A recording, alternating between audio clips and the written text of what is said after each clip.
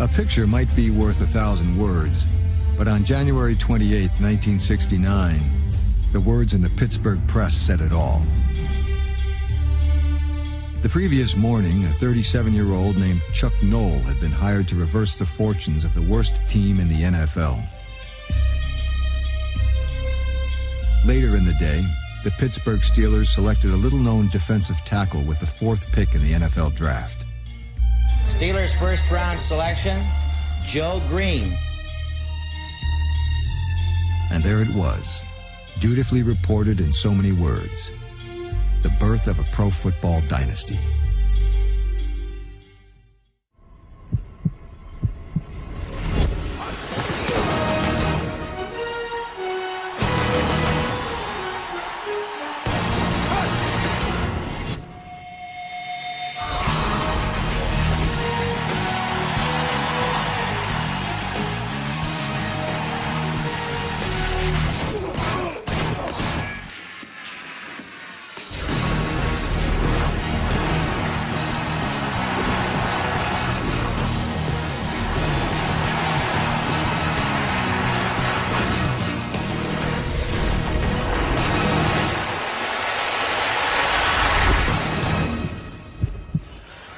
Good afternoon, everybody, and welcome to the 7th episode of 100 Years in the NFL, a historical journey. I am your host, Alex Christ. I hope all of you really enjoyed our previous video when we covered the 1948 Cleveland Browns and their perfect season in the All-America Football Conference. Today, we're going to take a trip, though, back into the Super Bowl era, as we're going to take a look into the 1978 Pittsburgh Steelers and their dynasty years during the 70s. Now, interestingly enough, though, about this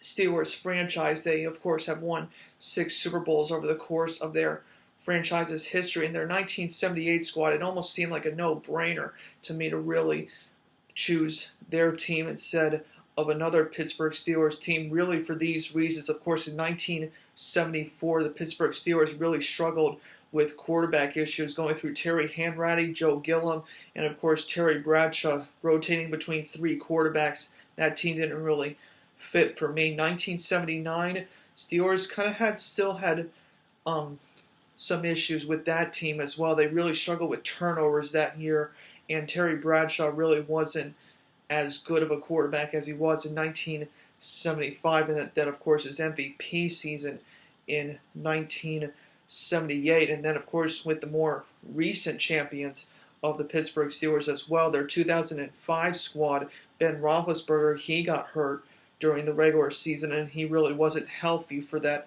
entire season, so that team didn't make the cut in my opinion. And then their 2008 squad, a little bit weak on the offensive side of the football, I thought, that year, and they were more of a defensive style team in 2008. Really, their 1978 squad, I thought, really was the better balanced Steelers team than any other championship team in their history, even though I know that their 1975 squad was really, really good with Bradshaw, Swann, and Harris on the offense doing really well. But 78, you also got John Stallworth into the game. You got Benny Cunningham and Grossman teaming up on that offense. And then, of course, you had the Steel Curtain defense behind them to really help generate that 1978 season when the Pittsburgh Steelers went 14-2 and delivered perhaps one of the best Super Bowls in NFL history when they defeated the Dallas Cowboys in Super Bowl 13. But before we get into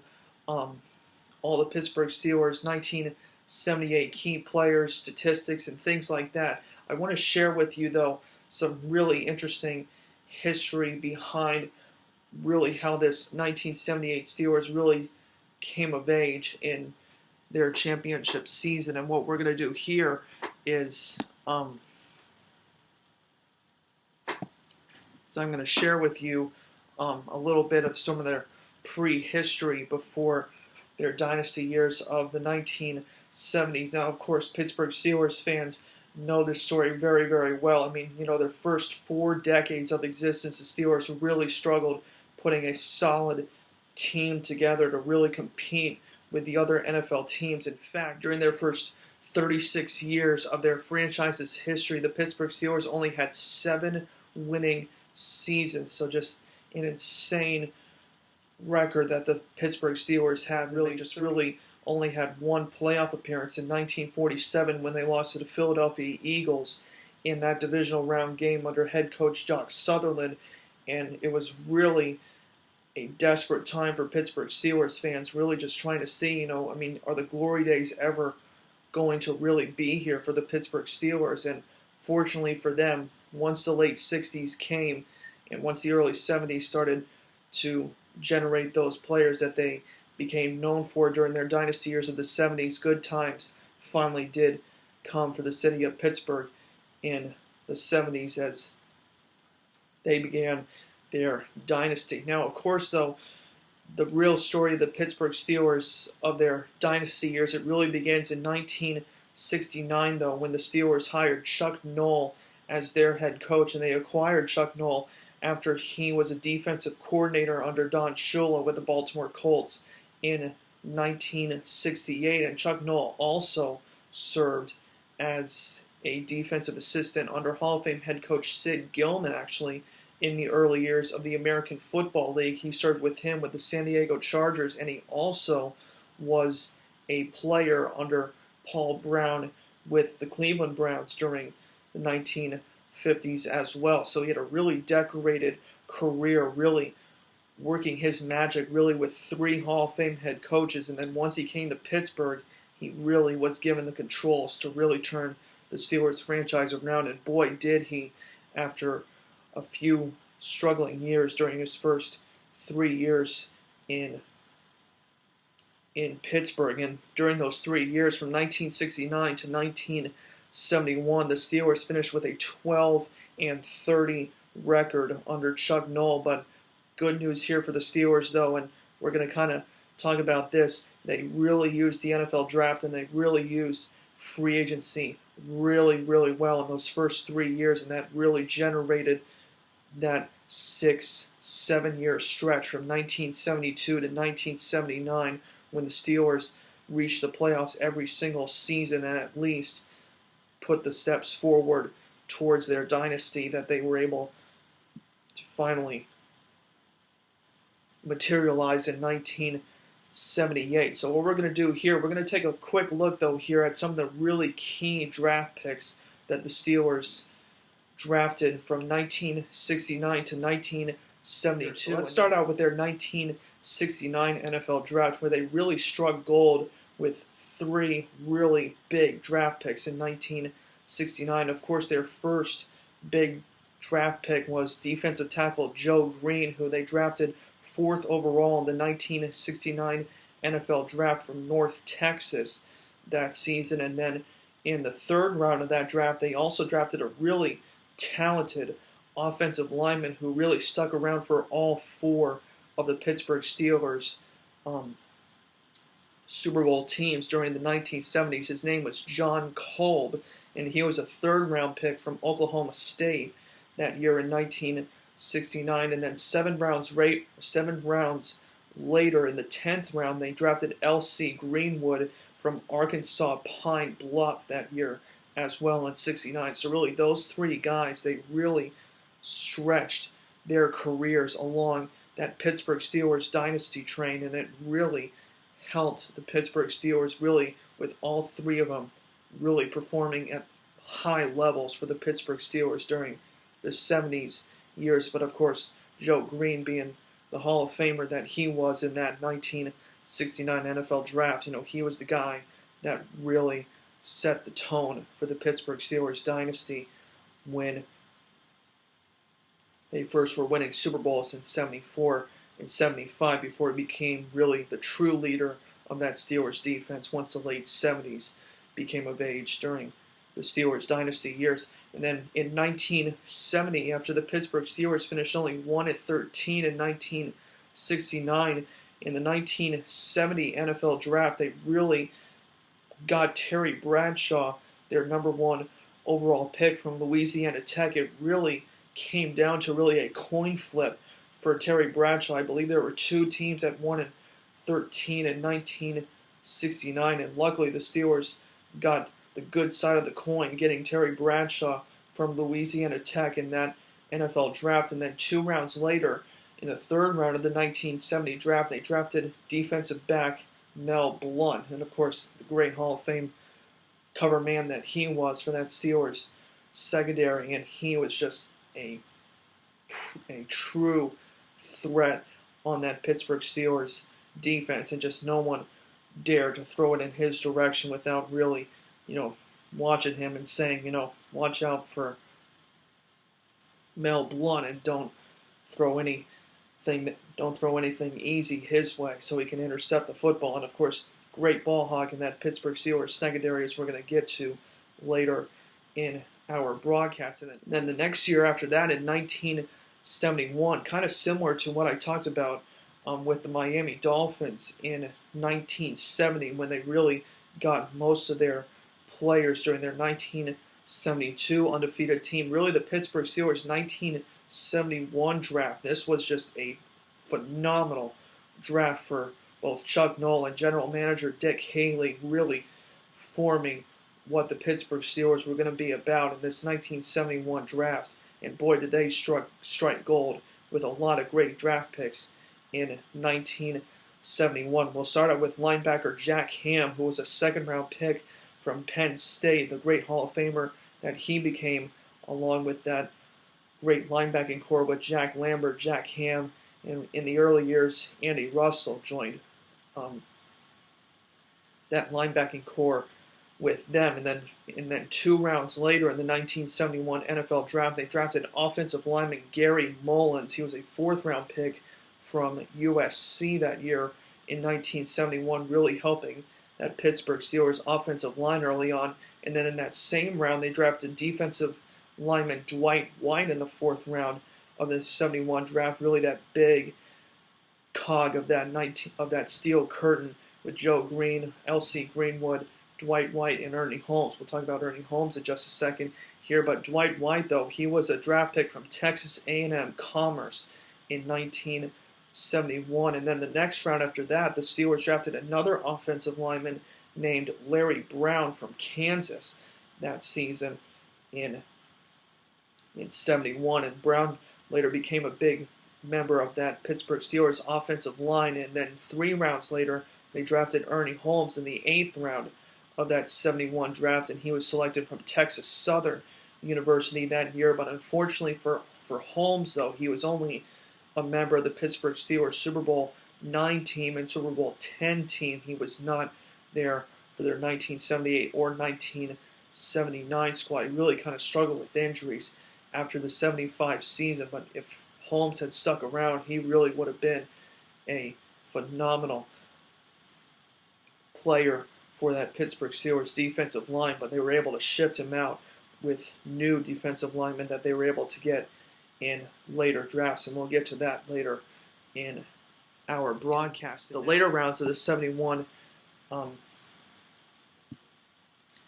NFL draft, they also selected another defensive back named Mike Wagner. He was selected in the 11th round of the 71 draft from Western Illinois University. In 1972, though, this was really when they struck gold once again here in this draft. They drafted, of course, fullback Franco Harris with a 13th overall pick in that 72 draft from Penn State that year.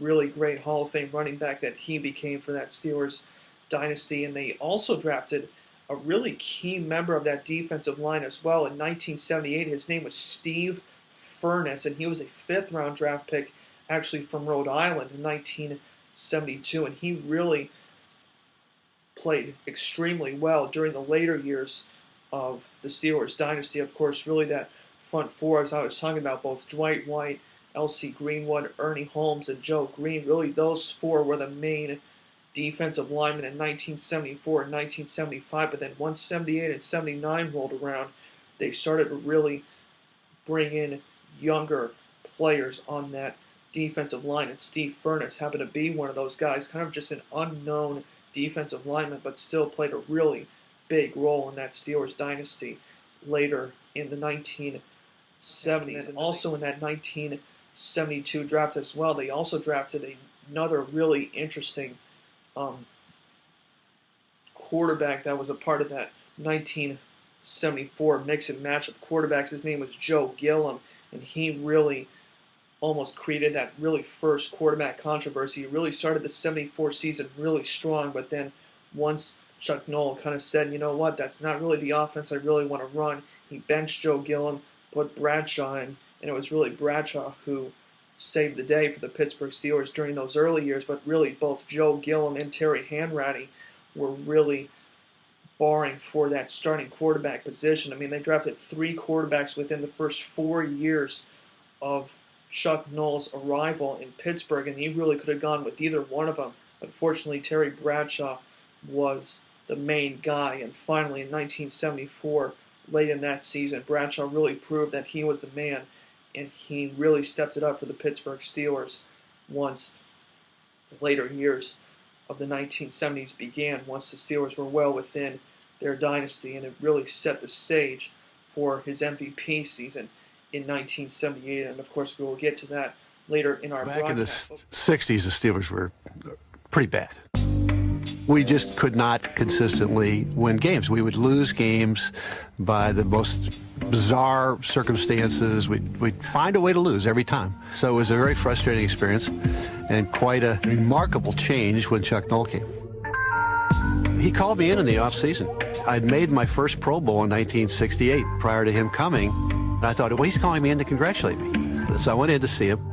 Shook hands, but it wasn't overly friendly, and he looks at me and he says, you know, Russell, I've been watching the game film since I've taken over the job here, and he said, I don't like how you play. You're too aggressive, you're too out of control, you're trying to be the hero, you're trying to make big plays. I'm going to change the way you play. I'll make you a better player than you are now because you're not disciplined enough. I was just stunned. Then we get to training camp. And the first speech to the team, he said, look, I've been watching the game films since I took the job. And I can tell you guys, the reason you've been losing is not because of your attitude or your psyche or any of that stuff. The problem is you're not good enough. You know, you can't run fast enough, you can't jump high enough, you're not quick enough. Your techniques are just abysmal. I'm going to probably have to get rid of most of you, and we're going to move on. And, I mean, 5 of us made it from that room to the 74 Super Bowl. One of those 5 was the first player the Steelers drafted the day Noll was hired. I had been holding out for probably 2-3 weeks. The day I signed my contract, they escorted me down to the practice field where I was met by all the offensive linemen. And immediately we did a one-on-one blocking drill with Ray Mansfield. Picked him to go first because Ray Mansfield wanted to show him what a veteran will show a rookie, and Joe destroyed Ray Mansfield, our center for so many years, and we were like, whoa, this guy can play. Those offensive linemen didn't like me a whole lot. The opposition liked him even less.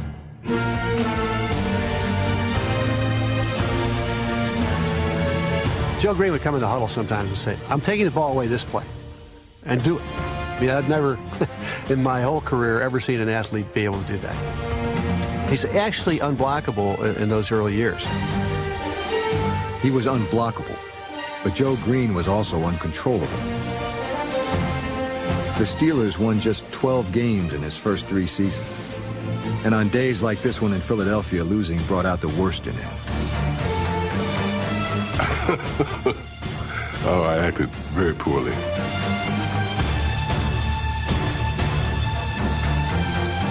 They came over to me and they said, Captain Russell, would you talk to Mr. Greene? I said, I don't think so.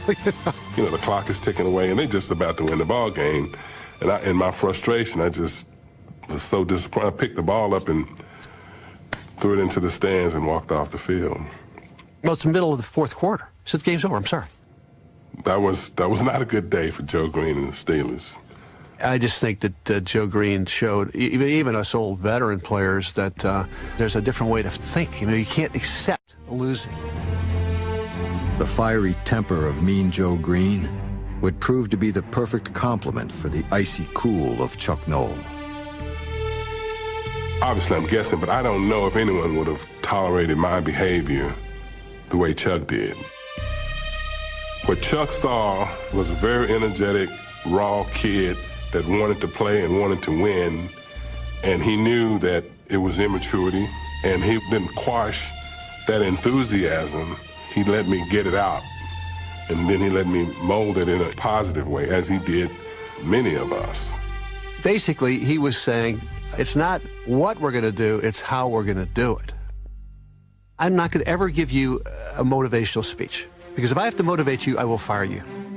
I was playing a game in St. Louis early in '69, made my first big mistake. My man caught a touchdown pass. He came down, he stood next to me, he said, Andy, when we gave up that touchdown, what was your thought process? I looked at him, he wants to know my thought process. As you walked away, I said, there's a guy I want to play for. At the time, I didn't want to be a Pittsburgh Steeler because of the history. But, I mean, how could I change it? Couldn't ask for a better head coach, a person that knew what he wanted, knew how to get it. We never saw him crack. He was solid, a rock. Art Rooney owned the Pittsburgh Steelers for nearly 40 years and never won a thing. But no one who worked for him ever called the Chief a loser. The Chief was a great gentleman. He was at every practice. You know, I don't care if it was snowing and cold and wind's blowing, he's out there and, you know, and he's got his cigar and he's watching practice and he's all bundled up, and then he would talk to us after every practice. He always had something good to say to you, something kind to say to you. He was your boss and you knew that. But he gave the persona that he was a real person and that he cared about those guys in the locker room. In 1970, the old man gave his team a new home. But Three Rivers Stadium wasn't the Steelers' only construction project. After 4 decades, Art Rooney and his sons were finally assembling a young and talented team. There's a blonde bomber. Yeah. Quarterback Terry Bradshaw and cornerback Mel Blount arrived in 1970. Linebacker Jack Ham in '71. All 3 were future Hall of Famers. By '72, Joe Greene was flanked on the defensive line by L.C. Greenwood, number 68, Dwight White, 78, and Ernie Holmes, 63. 1972 was also the year the Steelers drafted a fullback from nearby Penn State. It didn't take Franco Harris very long to impress his new teammates. We played a game, I think it was in Atlanta. It's a preseason game. And Franco runs up to the line, looked like he stops and maybe scratches his head. What am I going to do now? And all of a sudden he goes, takes off.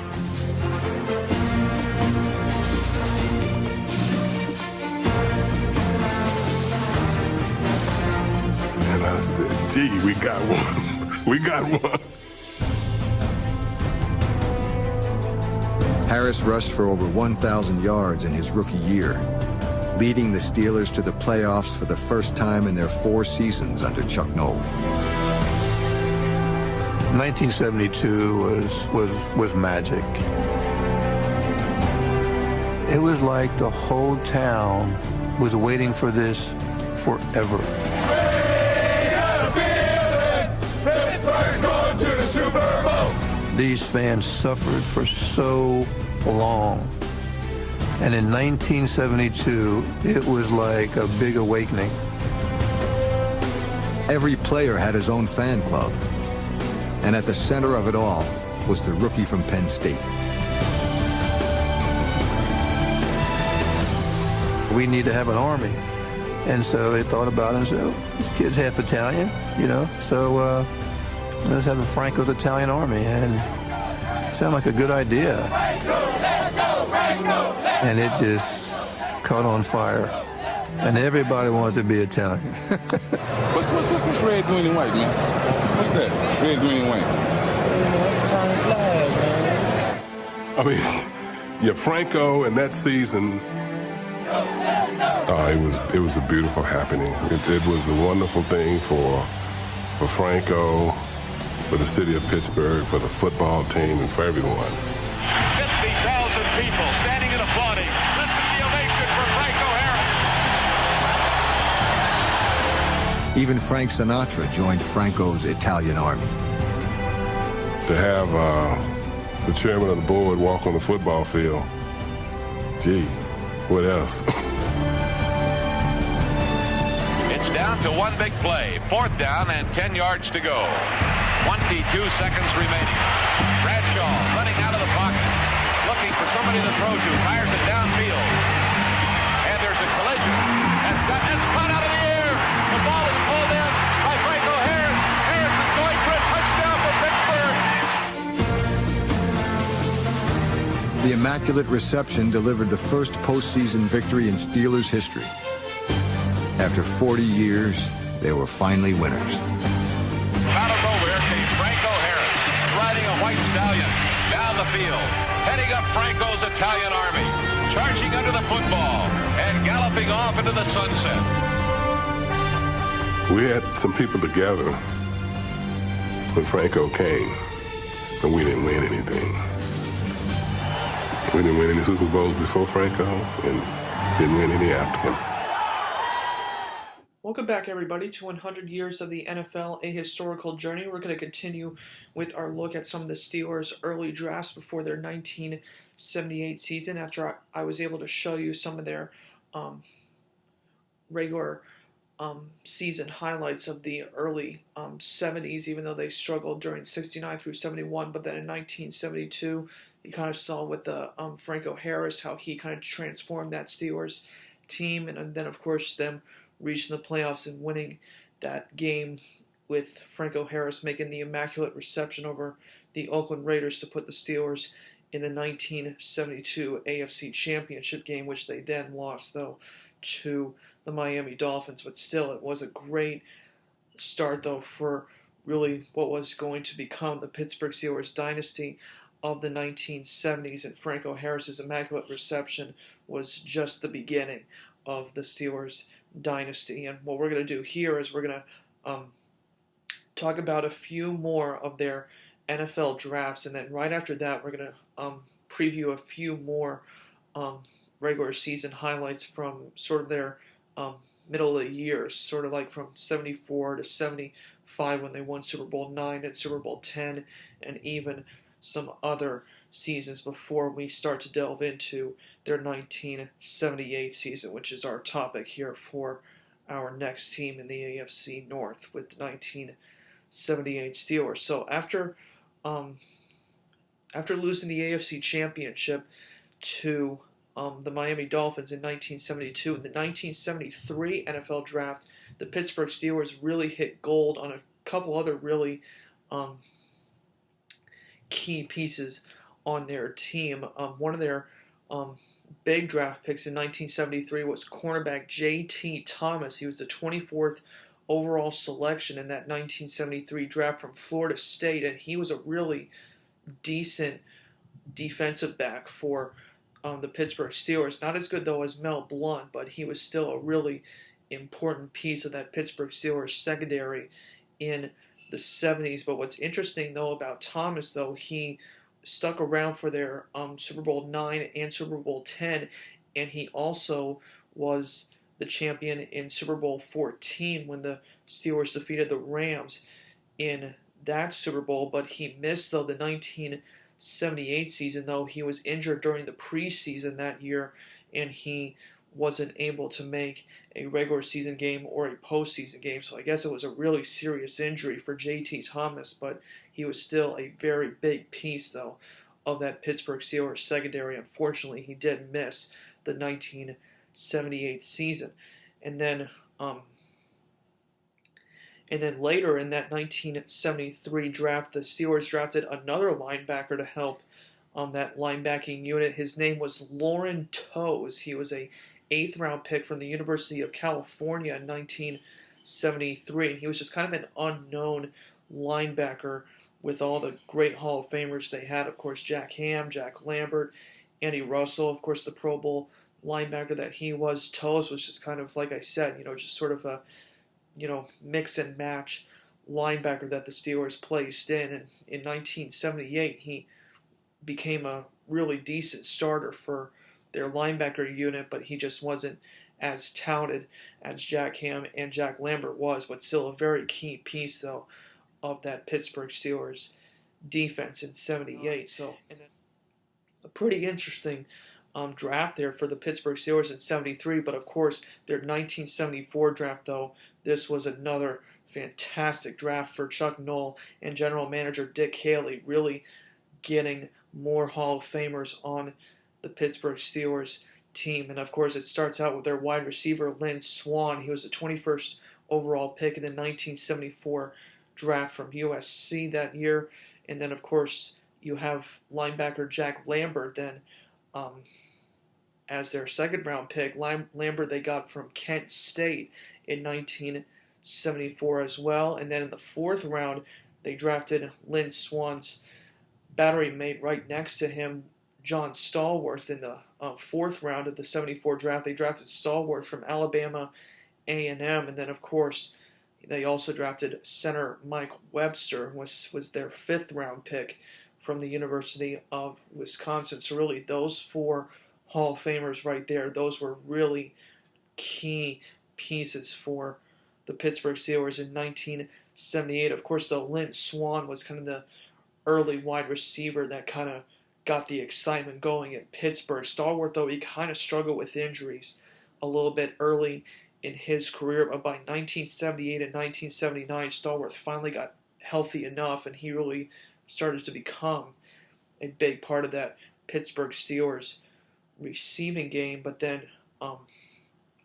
with Mike Webster actually wasn't used that much in his early years, but by 1978, though, he really became that leader of that Pittsburgh Steelers offensive line in the 70s, and he was a phenomenal blocker and, of course, a phenomenal leader on that Pittsburgh Steelers team. And then, of course, Jack Lambert, he was almost a starter right from the get-go, as we're going to find out a little bit later when I show you a few more of their America's Game highlights of their Steelers teams of the 1970s.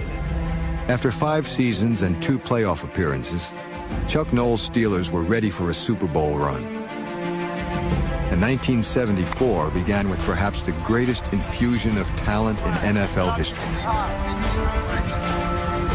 Pittsburgh on the first round selects Lynn Swann, wide receiver, Southern California. I saw Lynn play in college. I watched him on TV. Wow, look at this kid. He can play football. And we drafted him. I said, this is going to be really interesting. This kid's All-American. This kid's #1 draft pick, but he hasn't played against us. Here we go. And you come to Steeler camp back then, it's live. God bless whoever was the offensive coordinator. They decided to run Lynn on an in route. Sure enough, one of our defensive backs just pounds him. We're like vultures. We're kind of walking around, seeing if he's going to get up or not, and he gets up. We go, okay, that's good. Next day, new rule. Steeler defensive backs in training camp are no longer allowed to tackle receivers or drive them to the ground. We're going, oh, this is the Lynn Swann rule. To Lynn's credit, he wouldn't care. He would have run over the middle, full contact, which he did for his whole career. He turned out to be that kind of player. He's 5'11", 180 pounds, but he can jump through a roof, and he'll take a hit.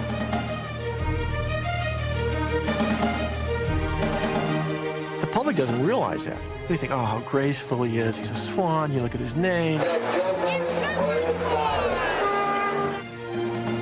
Lynn would stick his nose in there. He was like a prize fighter. My job is to go out and catch the ball. And as a receiver, if I want to be effective and good, I cannot go out and worry who's behind me when the ball's in the air. He could have played on our defense. Lynn Swann and fellow wide receiver John Stallworth, center Mike Webster, and linebacker Jack Lambert. The Steelers added 4 Hall of Famers in a single draft. An injury forced Lambert into the starting lineup immediately, to the shock of his veteran teammates. To look at Lambert, he doesn't look like a middle linebacker. At 6'5", 218 pounds, he doesn't pass the eye test. But he could play. In 1971, the Steelers selected Mike Wagner, a safety from Western Illinois University in the 11th round of the NFL draft. Wagner's ambitions were modest. You know, if I can make the taxi squad the first year, and maybe by my third year I might be a starter, you know, and kind of plod this out like I was taking college courses, and all of a sudden I'm starting my rookie year and being thrown at it. It was a shock. Injuries forced Wagner, number 23, into the starting lineup in the first game of his rookie season. He remained there for the rest of the decade, intercepting 36 passes and quarterbacking the secondary of maybe the finest defense in pro football history.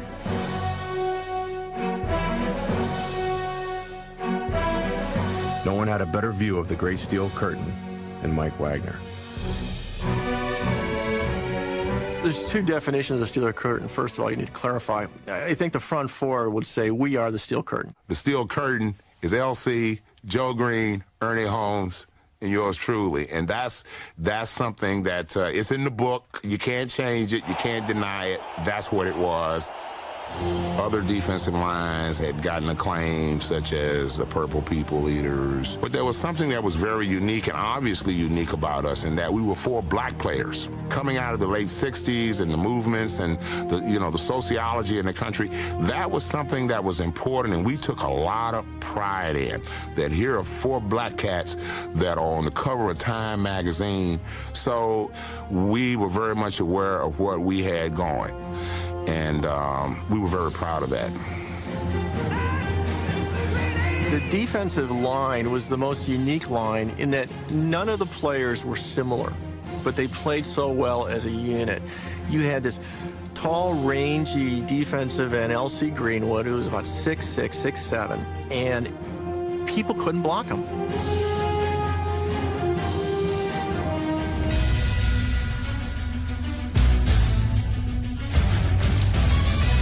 L.C. Greenwood may have forced more than a few quarterbacks into retirement. During the 70s, he was one of the most feared pass rushers in the game. Yet, when his career began, the former 10th-round draft pick was often overshadowed by teammate Joe Greene. During the game, the PA announcer would call out the person on the tackle. Joe Greene on the tackle. Well, I was getting up off from the tackle, and I look around, and Joe wasn't there. Ironically, an injury to his ankle helped Greenwood finally get noticed on the field. The doctor suggested I wear high-top shoes, and at that time, there were no high-top shoes in the league, so they went around and they got these old black high-top shoes. I talked the trainer into changing the color of the shoes, and he wanted to paint them white, and I says, no, I don't want white shoes, because Joe Namath wear white shoes. He said, well, let's leave them black, ugly black shoes. No, I don't want them black. So he says, why don't I paint them gold? So just kidding, I said, yeah. And I thought they was the ugliest thing, and I said, wow, whew, I can't wear these. The gold shoes grew on him, and for the rest of his career, Greenwood stuck out in the crowd. I would make the tackle and I'd roll over where my feet was in the air so that the PA announcer knew that it was L.C. Greenwood on the tackle and not Joe Greene. And I noticed at that point, that's when they realized that I was on the football field. There was L.C. Greenwood on the tackle. Seriously. Joe Greene was magical. He could have played defensive back. And while Joe was obviously going to be a Hall of Famer, one guy that was as good, I thought, was Ernie Holmes. This guy was like closest thing to a John Deere tractor I've ever seen in my life. I mean, he just actually was unstoppable. Here was a football player that I think brought fear in other players, because he had a look to him that was really, really scary. And I think he really wanted to beat people to death sometimes, okay, within the rules of the game.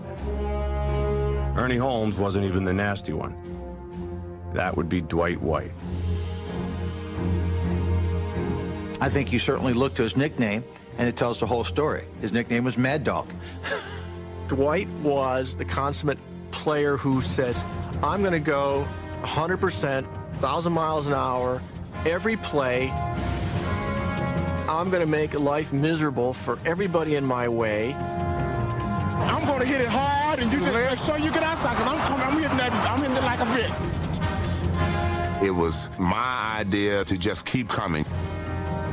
Just constant pressure. If I want to keep pounding on you.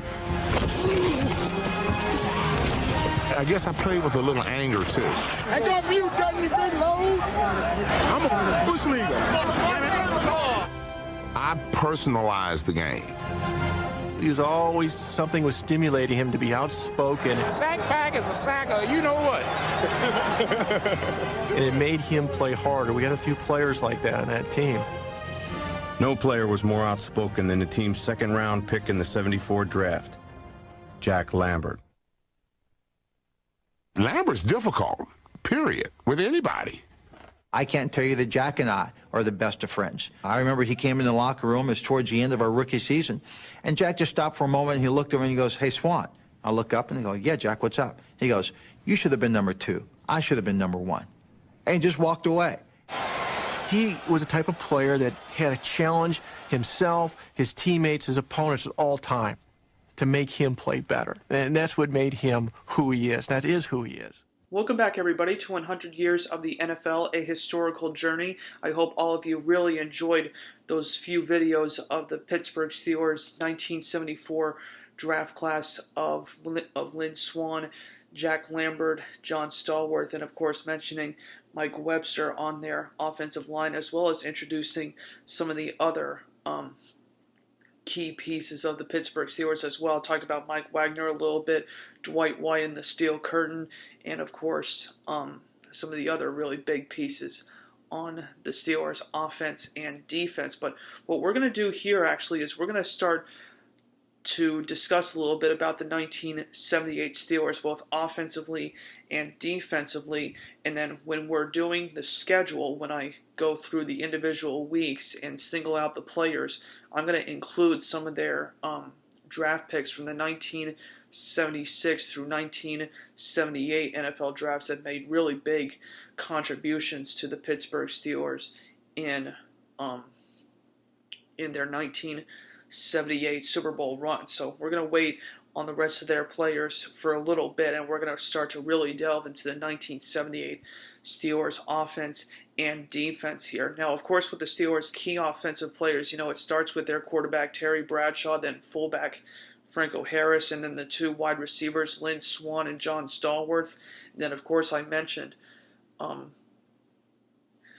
earlier about Mike Webster finally becoming a bigger part of the Pittsburgh Steelers offensive line once the late 70s came around, and he was really that main cog of the Steelers offensive line in 1978. He was the true leader of them. Then on the defensive side, we talked about, of course, L.C. Greenwood and Joe Greene really anchoring that steel curtain defensive line that Pittsburgh had, but also Jack Ham and Jack Lambert, the 2 Hall of Fame linebackers. They played big roles in 78, and of course you cannot forget Mel Blount on the Steelers secondary for his accomplishments that he did in his early years, and then of course in the late 70s. But there was also one other really key piece of the 1978 Steelers defense that earned either a Pro Bowl honor or an All-Pro, and that happened to be strong safety Donnie Shell, who really was a really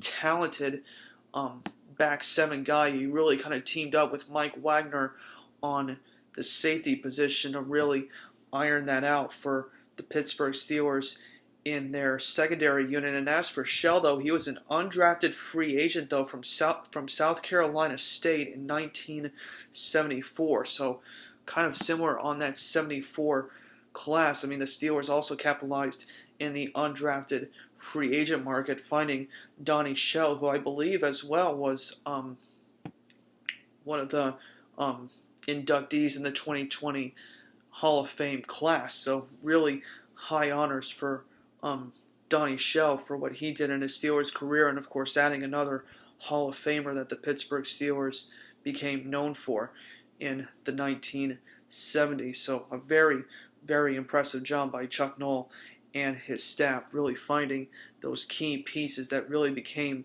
the legends that they did become in 1978 for the Steelers' 14-2 season. But now what we're going to do, though, we're going to take a look at some of the key offensive and defensive statistics here of the 1978 Steelers. We'll start with their offense first. The Steelers offensively, a little bit strange numbers here. I'm going to kind of give you here for the Steelers numbers, even though, of course, like I said, they dominated the NFL in 1978, finished with the best record in the league with a 14-2 mark. But these statistics are going to probably surprise you a little bit here about the Steelers. They had the 5th-ranked offense, though, in the NFL in 1978. They were 12th in passing, but Terry Bradshaw led the NFL with 28 passing touchdowns that year in 1978. Of course, that's why he earned MVP honors. But they were also 14th ranked, though, in the rushing department. They did rush for 16 touchdowns, though,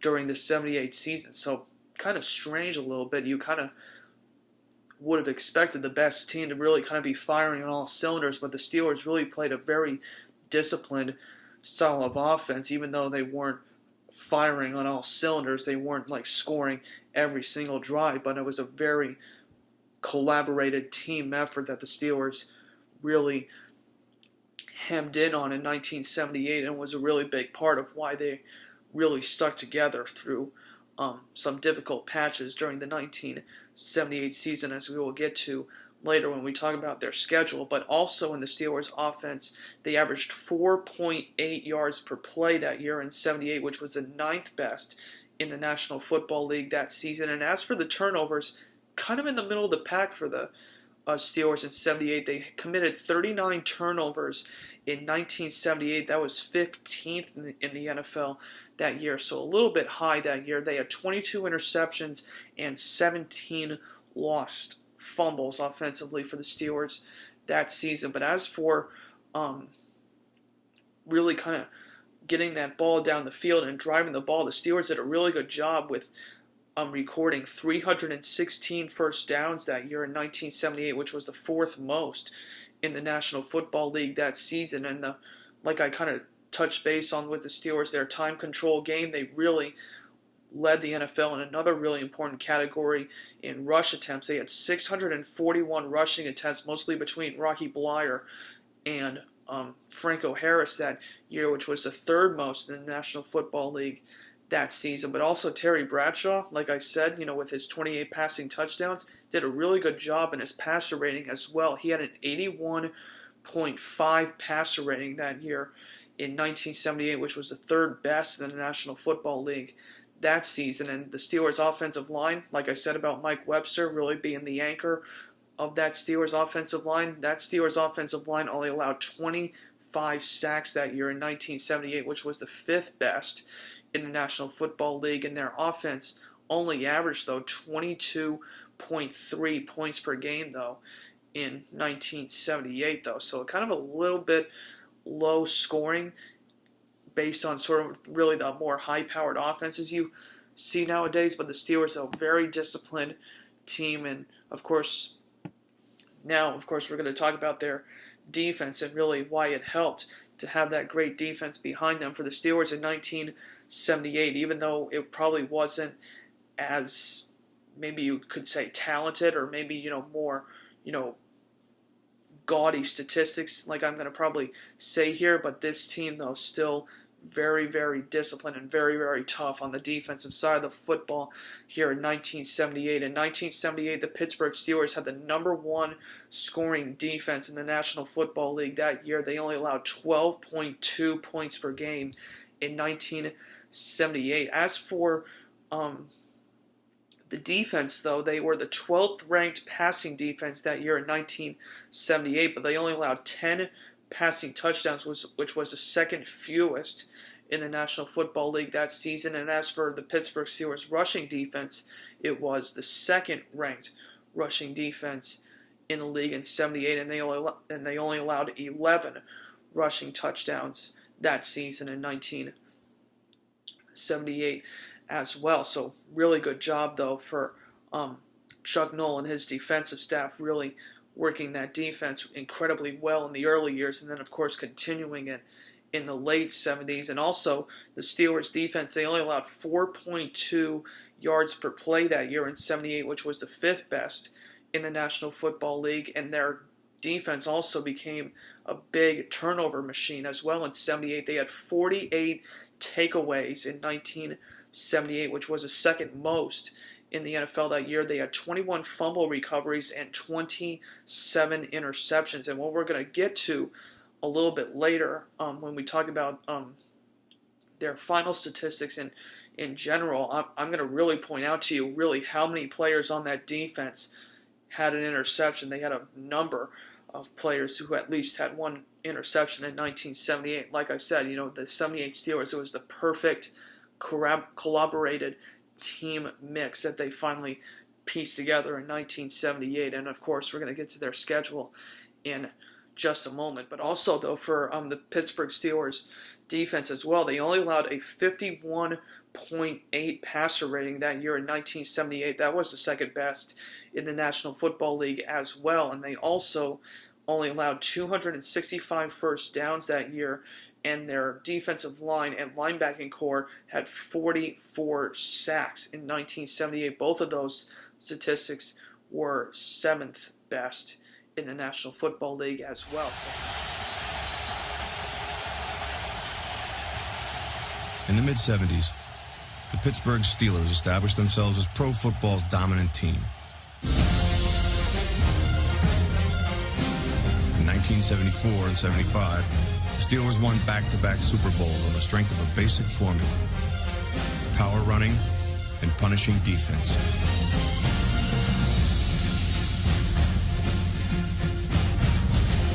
You always want to get to that big game and play in the Super Bowl. Once you won it, it becomes contagious. You want more and more and more. There was a mindset in the team that we were the best, and there was nobody really even close to us. I mean, we were frighteningly good.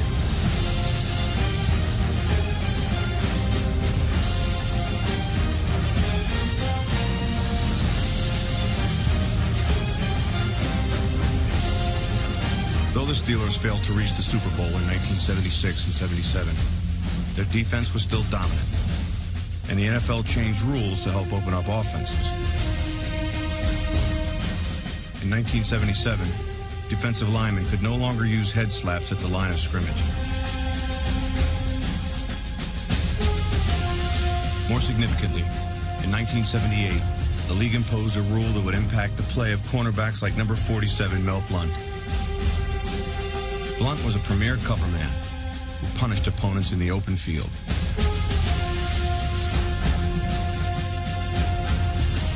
He's a physical specimen at that time. He was huge. Oh, I just pitied those receivers as I was watching them go up against Mel. Football's a physical game, and well, it used to be anyway. And so one of the things that I always wanted to do was let people know that this is my territory. If you come in here, you're going to have to pay.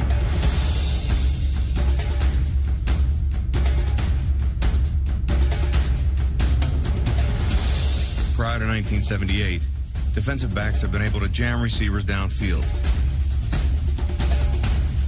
Under the new rule, defenders could only make contact with receivers within 5 yards of the line of scrimmage.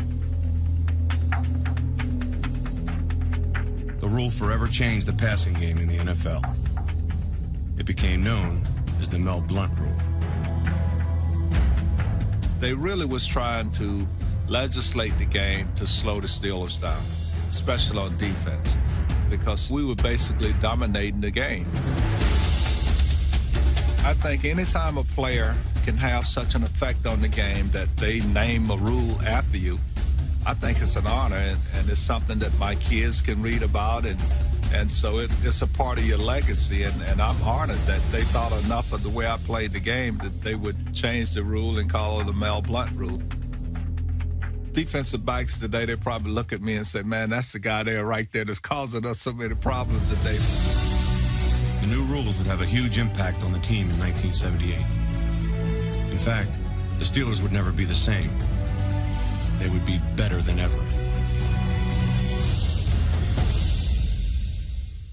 Welcome back, everybody, to 100 Years of the NFL, a historical journey. We're going to continue here with our conversation on the 1978 Steelers as we're going to take a look at their regular season schedule now. And then after we're done with their regular season schedule, I'm going to show you a few more of their regular season highlights from the 1978 season, thanks to America's Game and the phenomenal work of NFL Films putting together those features of the Pittsburgh Steelers that I've been showing you guys so far on the videos that I've already shown you in the broadcast so far. So what we're going to do here, though, is we're going to go ahead and we're going to start off with the Pittsburgh Steelers schedule. And what I'm going to do here is kind of similar to what I did in my other broadcast. I'm going to single out some of their key performers in some of these games, and also kind of like what I mentioned as well, I'm going to kind of include some players that the Pittsburgh Steelers drafted from 1976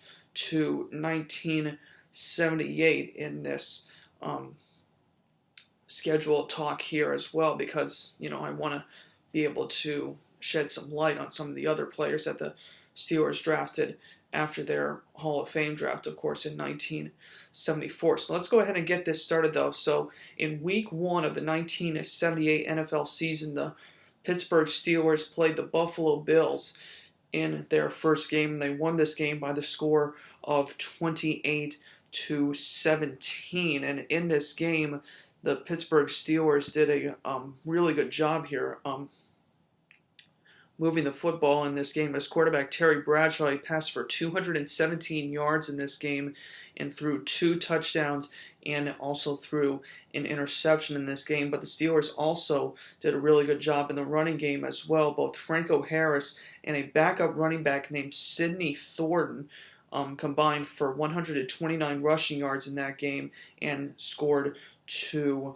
rushing touchdowns in that game as well. An interesting thing here about Sidney Thornton is that he was a second-round pick in the 1977 NFL draft from Northwestern State in Louisiana. So just once again, you know, a terrific job by the Steelers really finding those key pieces to really provide depth behind their Hall of Fame starters. And, of course, their receivers did a really good job as well in this game, helping Terry Bradshaw. Franco Harris, John Stallworth, and another receiver named Theo Bell was a big contributor in this game for the Steelers. He was a 4th-round pick from the University of Arizona in 1976, actually. So Theo Bell also contributed really well in the Week 1 victory. And also a tight end they got, Benny Cunningham, also had a pretty good game in that Week 1 game. Cunningham, on his draft status, he was the Steelers' 28th overall selection in the 1976 NFL draft, and they drafted him from Clemson. So really good job by all those guys. They all 4 of those guys combined for 203 receiving yards in that Week 1 win over Buffalo. And on the defensive side of the ball, interesting note here for the Steelers' defense. Quarterback by the name of Tony Dungy. That ring a bell for Indianapolis Colts fans and, of course, Steelers fans and even the Tampa Bay Buccaneers as well. But Tony Dungy had an interception in the Steelers' Week 1 win. And as for Dungy, though, kind of what I mentioned about sort of the undrafted free agents they were still able to get even after acquiring the Hall of Famers as well. But with Tony Dungy, though, he was an undrafted free agent, though, from the University of Minnesota is where they got Tony Dungy from, and I believe he was an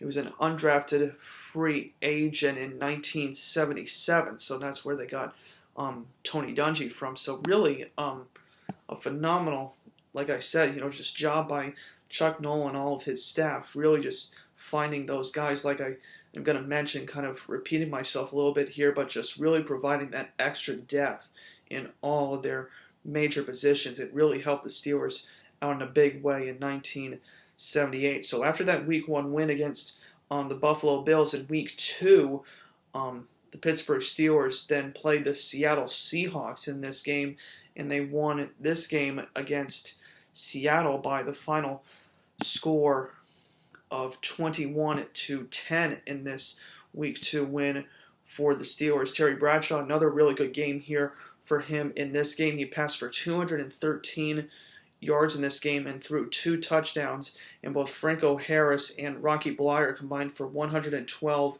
rushing yards in this game, with Franco Harris getting a rushing touchdown in the game here against the Seahawks. And then on the receiving end here, both Rocky Bleier, Sidney Thornton, who had a receiving touchdown in this game, Lynn Swann had a receiving touchdown in this game, and both Benny Cunningham and John Stallworth also combined for the receiving department in this game for 198 receiving yards between the 5 of them. And then on the defensive side, the Steelers forced 3 turnovers, and Jack Lambert had an interception off of Jim Zorn in that Week 2 win over Seattle. In Week 3, the Steelers then went to play the Bengals in Cincinnati in this game. Steelers won this game by the final score of 28-3. So really big win for the Steelers over a really tough division rival early in the 70s, but then the Bengals started to get a little bit weaker at the end of the 70s, and we're going to get to that actually in our next broadcast when we discuss the 1981 Bengals a little bit. But in this Week 3 game, though, Terry Bradshaw, another great game for him in this game. He passed for 242 yards in this game, threw 2 passing touchdowns, but also threw another interception in this game here. But once again, the Pittsburgh Steelers running game, really good job in this one. Both Rocky Bleier and Franco Harris had rushing touchdowns in this game, and Sidney Thornton also helped them out in the backfield as well to combine for 193 rushing yards between the 3 of them in this game. And then both Benny Cunningham, Lynn Swann, and John Stallworth combined for 212 receiving yards in this game, and both Benny Cunningham and Lynn Swann had receiving touchdowns against the Bengals. And then Pittsburgh Steelers defense, same story. Really good job in this game with 2 interceptions in that Week 3 win over Cincinnati. Week 4, the Steelers beat the Cleveland Browns in this game in overtime. This was by the final score of 15-9 in this game. A little bit of a low score in this one here, but it was still a pretty good game, though, for the Steelers' running game. But Terry Bradshaw, a little bit of a struggle in this game, though. He passed for only 208 yards in this game. He did throw a passing touchdown to win the game in overtime to Benny Cunningham, but he also threw 2 interceptions in this game. So a little bit of a shaky performance for Bradshaw in this game. But as for the running department, though, Terry Bradshaw, Franco Harris, and Rocky Bleier combined for 139 rushing yards in this game, and Lynn Swann and Benny Cunningham and John Stallworth combined for 192 receiving yards in this game, and the Steelers defense had 2 interceptions in that Week 4 win over Cleveland. And of course, Benny Cunningham had the game-winning touchdown in overtime to push the Steelers to a 4-0 mark. Week 5, the Pittsburgh Steelers then played the New York Jets in this game. They won this game by the final score of 28-17 was a score in this game against the Jets here. And Terry Bradshaw passed for 189 yards in this game, and he threw 3 touchdown passes and did throw an interception in this game as well. But once again, Steelers running game, same story as always. Franco Harris, Sidney Thornton, and Rocky Bleier combined for 118 rushing yards in this game. Sidney Thornton had a rushing touchdown for the Steelers in this game. And then for the Steelers receiving department, Lynn Swann and John Stallworth combined for the 3 receiving touchdowns in this game, but they also combined for 11 catches for 143 yards between the 2 of them. And we're going to kind of get into the highlights a little bit, kind of differentiate between both Lynn Swann and John Stallworth, kind of the 2 different receiving styles that they had with Terry Bradshaw. But of course, both of them really starting to settle in once they started to get the NFL experience, and they really started to gel really, really well once the 78 season began. And we're seeing a pretty decent trend here with the Steelers receiving department. And then on defense here in this game against the Jets, Donnie Shell, that Hall of Famer I was talking about a little bit while ago, he had an interception in this game against the Jets. So a good win here for Pittsburgh over the New York Jets in Week 5. Week 6, the Steelers played the Atlanta Falcons in this game, and they won this game really convincingly. Final score in this game was 31-7. So another really great win here for the Steelers in Week 6. Terry Bradshaw, he had 231 passing yards in this game, and he had a passing touchdown and a rushing touchdown actually in this Week 6 game against Atlanta. And then Rocky Bleier, Sidney Thornton, and Franco Harris combined for 180 rushing yards in this game. Bleier had 2 rushing touchdowns in that Week 6 game. And John Stallworth, Lynn, Swann, and Benny Cunningham, same story between the 3 of them. They combined for 206 receiving yards in this game against Atlanta, and John Stallworth had a receiving touchdown here. And the defense came alive in this game as well. They committed 4 turnovers in the Week 6 game against Atlanta, and they also had 2 interceptions. But also, this game also had a little bit of an important note as well. Benny Cunningham actually went down with an injury in this game against the Falcons, and it really brought Randy Grossman, then their backup tight end, to really take on a much bigger role than what he was used to with Benny Cunningham on the sidelines. But Grossman became a really big component to the Steelers receiving game later in the year, as we're going to get to in just a little bit. So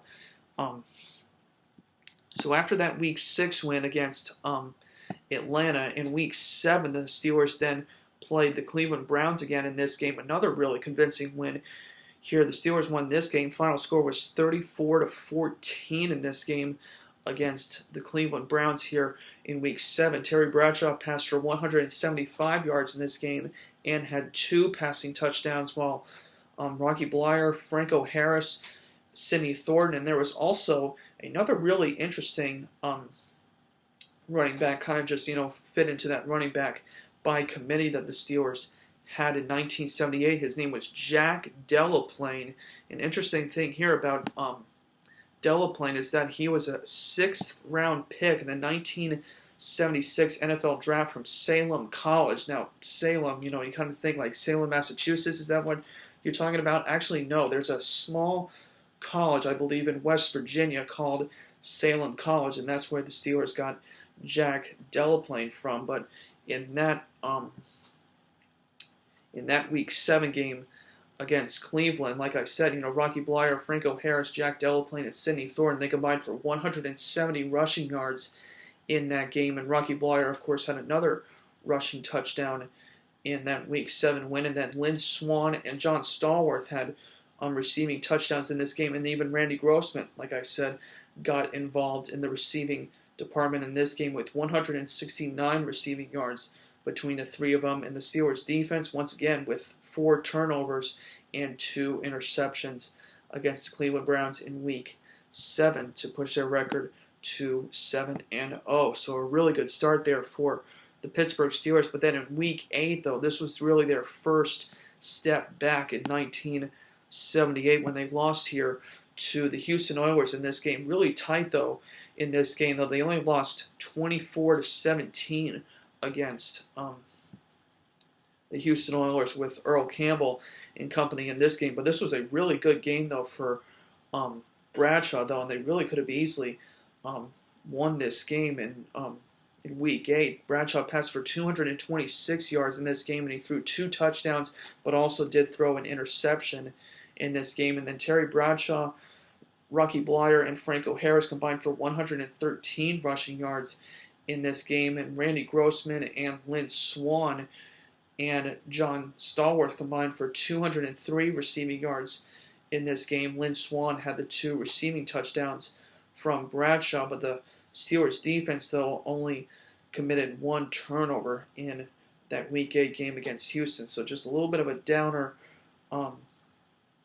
game for the Steelers, but they really responded. Of course, like I said, they only lost 2 games, but that Week 8 game, though, against Houston was a game they really could have easily won in that Week 8 game based on how good their offense was in their loss. So then the next week, though, in Week 9 against the Kansas City Chiefs, the Steelers won this game. Final score was 27-24 over Kansas City. In this one, Terry Bradshaw passed for 109 yards in this game, a little bit of a weaker game for him. He did throw a passing touchdown, but he also threw 2 interceptions in this game. But Franco Harris had 2 rushing touchdowns here in this game, and Rocky Bleier combined with Harris for 113 rushing yards in this game. And Lynn, Swann, John Stallworth, Randy Grossman, and even Franco Harris got involved in the receiving game. They combined for 8 catches for 119 receiving yards in this game, and John Stallworth had a receiving touchdown in that Week 9 win, and the Steelers defense kind of turned it on a little bit in this game with 3 turnovers and 2 interceptions against Kansas City. Week 10, the Steelers played against the New Orleans Saints. In this one here, final score in this Week 10 game was 20-14 in the Steelers' favor. In that one, Terry Bradshaw passed for 200 yards in this game, and he threw 2 passing touchdowns, but also did throw another interception in this game. But Rocky Bleier and Franco Harris, they combined for 224 scrimmage yards, though, between them two in this game, and Rocky Bleier had a receiving touchdown in this game here. And then Randy Grossman, Lynn, Swann, and John Stallworth combined for 117 receiving yards between the 3 of them in this game, and Lynn Swann had the other receiving touchdown from Bradshaw in this game. And the Steelers defense also had 2 turnovers, and Jack Lambert had an interception in this Week 10 game against New Orleans. But then in Week 11, though, this was probably the Steelers' really strange loss in this game. They lost this one, though, really close, though, to the Rams, but it was a really sour performance, though, by the Steelers' offense in this game. Final score was only 10-7 in this game as the Rams took down the Pittsburgh Steelers here in Week 11. Terry Bradshaw passed for 125 yards in this game. He did have a passing touchdown, but he did throw 3 interceptions, and that kind of cost him in this game. Franco Harris, though, in the Steelers rushing game, though, this was the one game where they were really shut down in this game by the Rams defense. Franco Harris only had 50 rushing yards in that Week 11 loss to the Rams. And then Theo Bell, Randy Grossman, Lynn Swann, and John Stallworth combined for 11 receptions for 125 yards in this game. The Steelers defense did force 2 turnovers, but it was a really sour game, though, for the Steelers offense in that Week 11 loss to the Los Angeles Rams. So then the next week, though, in Week 12 against the Cincinnati Bengals, once again, a really low-scoring game, though, in this one. This is going to really surprise you with Cincinnati.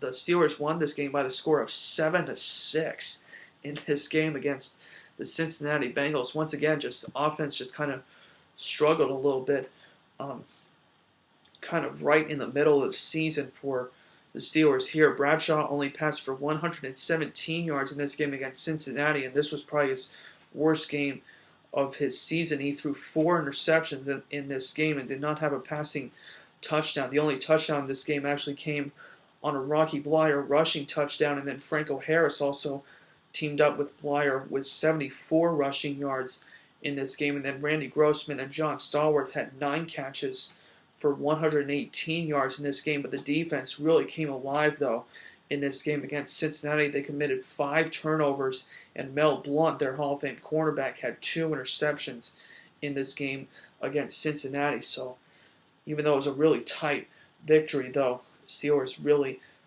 developing that team concept, even though it was one of Bradshaw's worst games of the season. But the next week after that, though, the Steelers really started to find their chemistry once again here against the San Francisco 49ers in this game.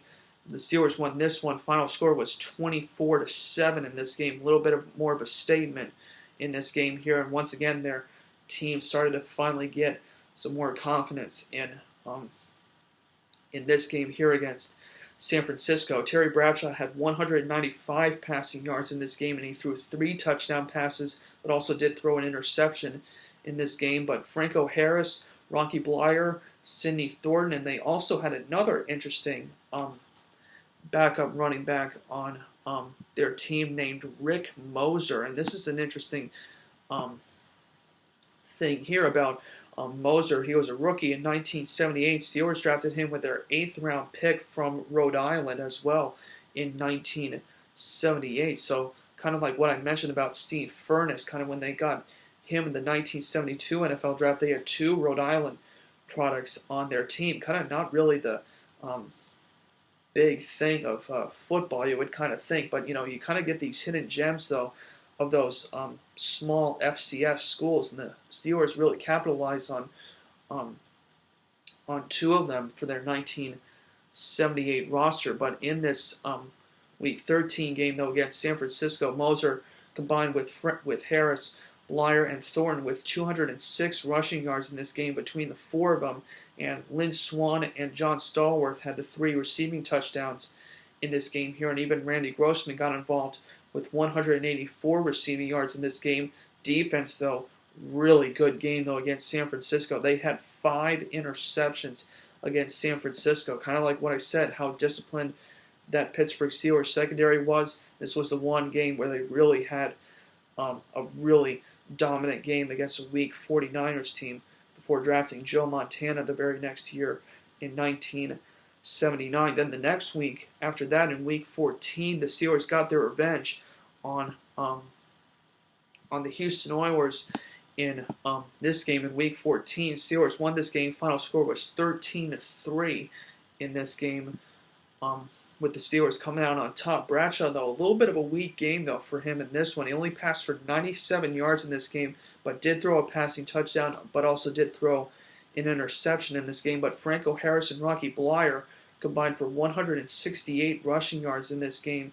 And then Franco Harris, John Stallworth, and Randy Grossman combined for 95 receiving yards in that Week 14 game. John Stallworth had the receiving touchdown here. But the Steelers' defense, though, really big game once again for them in this one. They had 6 turnovers in this game and 3 interceptions on Dan Pastorini. So just a really nice, solid revenge game for the Steelers in that one to push their mark to 12-2 on the season, trying to close it out in their final 2 weeks. And then in Week 15 against the Baltimore Colts, really started to get that confidence back right before the postseason.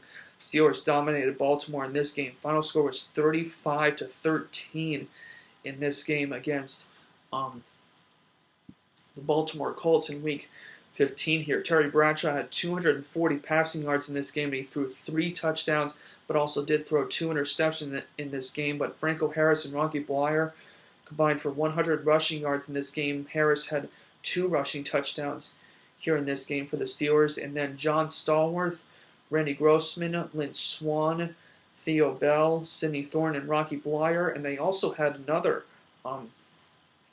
interesting key piece on their wide receiving core as well. They had another receiver named Jim Smith who had a receiving touchdown in this game. Jim Smith was a 3rd-round pick from the University of Michigan in 1977. So just once again, Steelers really finding these gems to really just kind of provide that depth on their team. And Jim Smith and John Stallworth had 2 of Bradshaw's 3 touchdown passes in this game, but all of them combined for 12 catches between the 6 of them in this game here. So really, once again, a phenomenal team effort for the Steelers offensively in that Week 15 win against Baltimore. But once again, like I talked about, defense starting to get back into the groove. They had 5 turnovers in this game against Baltimore and 2 interceptions in that Week 15 win against the Baltimore Colts. And then finally, in their Week 16 finale, they played the Denver Broncos in this game. Final score in their finale was by the score of 21-17 here against Denver. In this one, Terry Bradshaw had 131 yards passing in this game. And he had 2 passing touchdowns here. Franco Harris, Rick Moser, and Sidney Thornton combined for 87 rushing yards in this game. Harris had a rushing touchdown in this game as well. And then John Stallworth, Jim Smith, and Randy Grossman combined for 131 receiving yards in this game, with John Stallworth and Jim Smith having a receiving touchdown each here. And then the defense, once again, forced 2 turnovers in their regular season finale, and Tony Dungy had an interception in that Week 16 victory over the Denver Broncos. Entering 1978, the NFL rule changes that could have hurt the Steelers' defense actually did more to help the Pittsburgh offense. When they changed the rules, the Steelers adjusted their offense and really went more from a power run game to an air attack, and Bradshaw had a field day.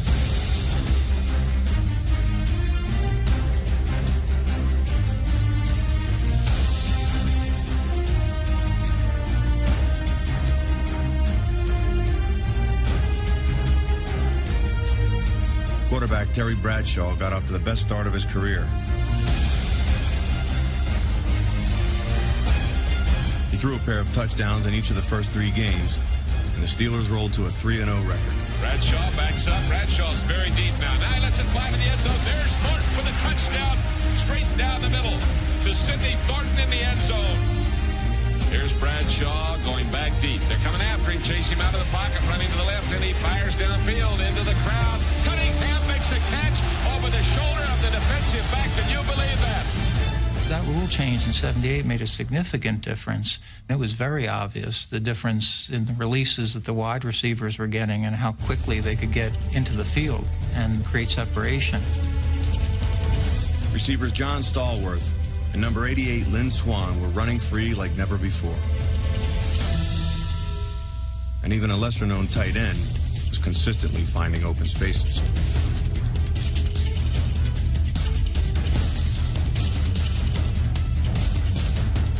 Number 84, Randy Grossman, was a former undrafted free agent out of Temple University who found a place alongside Pittsburgh's more celebrated pass catchers.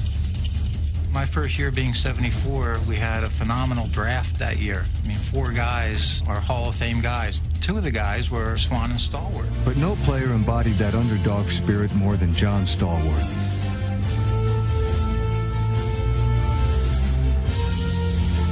As a child in Alabama, Stallworth contracted a virus that temporarily left him unable to walk.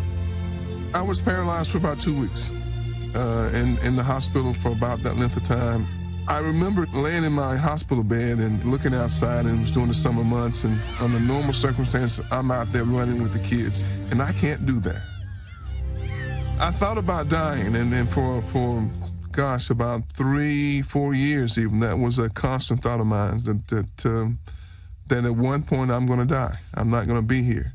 And that when that happens, then I'm going to be gone, and there'll be no memory of me at all. And so that motivated me to want to do something to be remembered. That I just wasn't going to go through this life and pass from this life, and people didn't remember me for something. By 1979, John Stallworth was becoming hard to forget. He was part of one of the most potent passing attacks in the league. I was obviously the runt of the litter, but my mindset was there was no way that I was not going to make this team. I felt that the National Football League made a significant mistake in not drafting me, and I was going to show them what a big error they made. I mean, I was a mini tight end. Even for back then, I was 6'2" and barely 215 pounds. I never had any doubt that I wouldn't be able to perform. But I think in the coaches' minds and the scouting department's mind, they always want, the package, and they always want better. I played 8 years. During that 8 years, I think they drafted around 10 tight ends. So I guess they didn't have the same confidence in me that I had in them. In 1976, Pittsburgh drafted 6'5", 250-pound tight end Benny Cunningham in the first round. In 1978, Cunningham was off to his best start. Blair reverses it to Swann. He gives it back to Bradshaw. Bradshaw firing for Cunningham. A Pittsburgh touchdown. How about that? A Pittsburgh touchdown to win the ball game. Cunningham's game-winning score improved the Steelers to 4-0. 2 weeks later, however, Cunningham was lost for the season with a knee injury. The starting job was left to Randy Grossman. The tight end the Steelers had always tried to replace turned into a player they couldn't do without.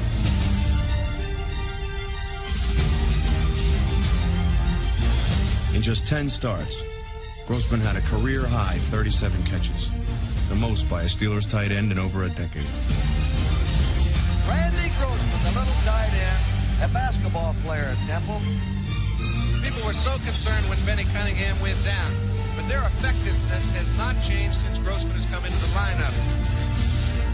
A typical Randy Grossman play. He says, okay, Bradshaw, throw me the ball. I'll take whatever kind of a hit that guy can put on me.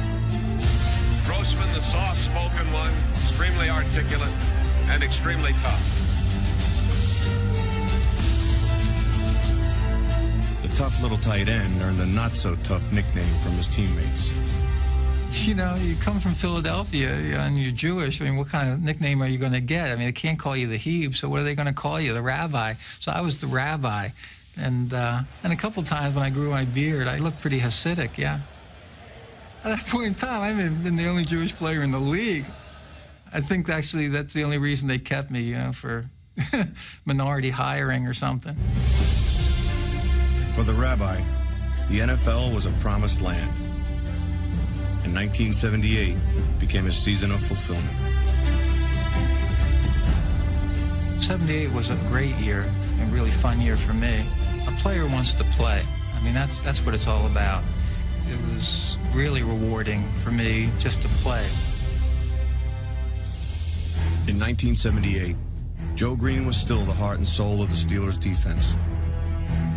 For years, Greene had been the driving force behind the steel curtain.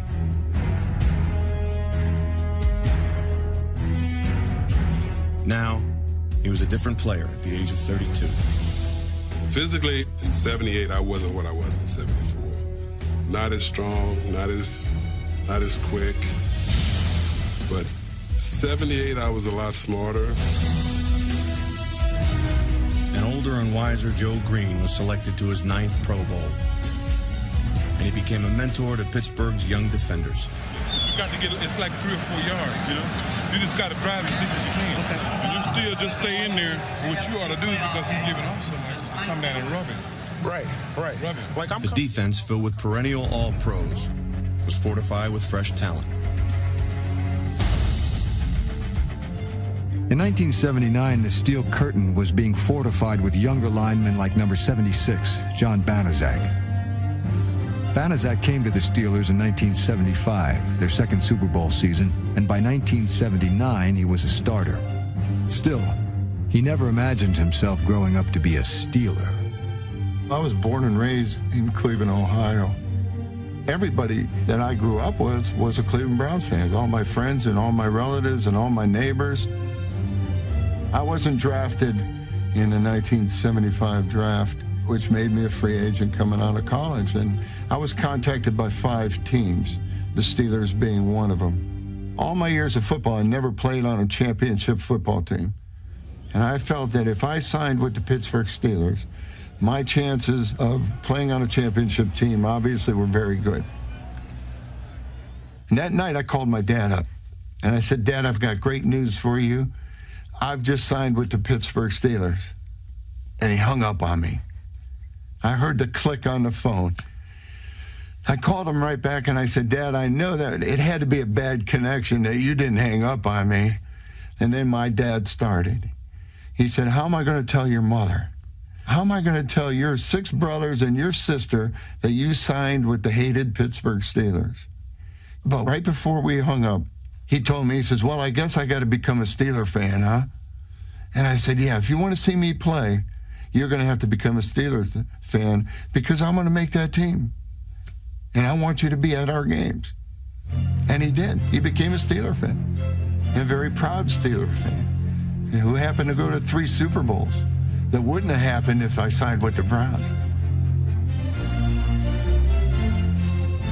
The Steelers gained a new supporter, and Pittsburgh fans gained a player with whom they could identify. On a team filled with future Hall of Famers, no player represented the city's blue-collar image better than Banaszak. I really do feel that we had a connection.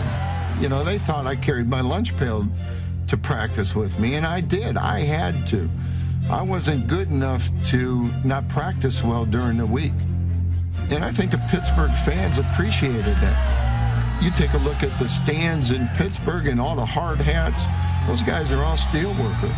They had something that I grew up with. Both my grandparents were steel workers. My dad worked in a factory all his life.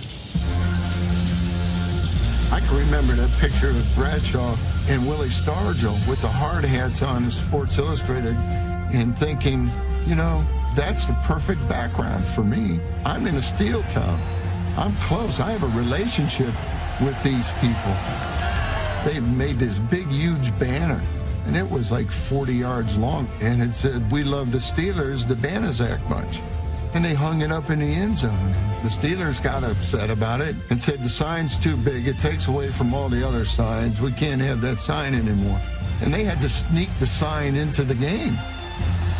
It was pretty cool having all those guys be fans of mine for the reason of being just a guy who was very similar to them.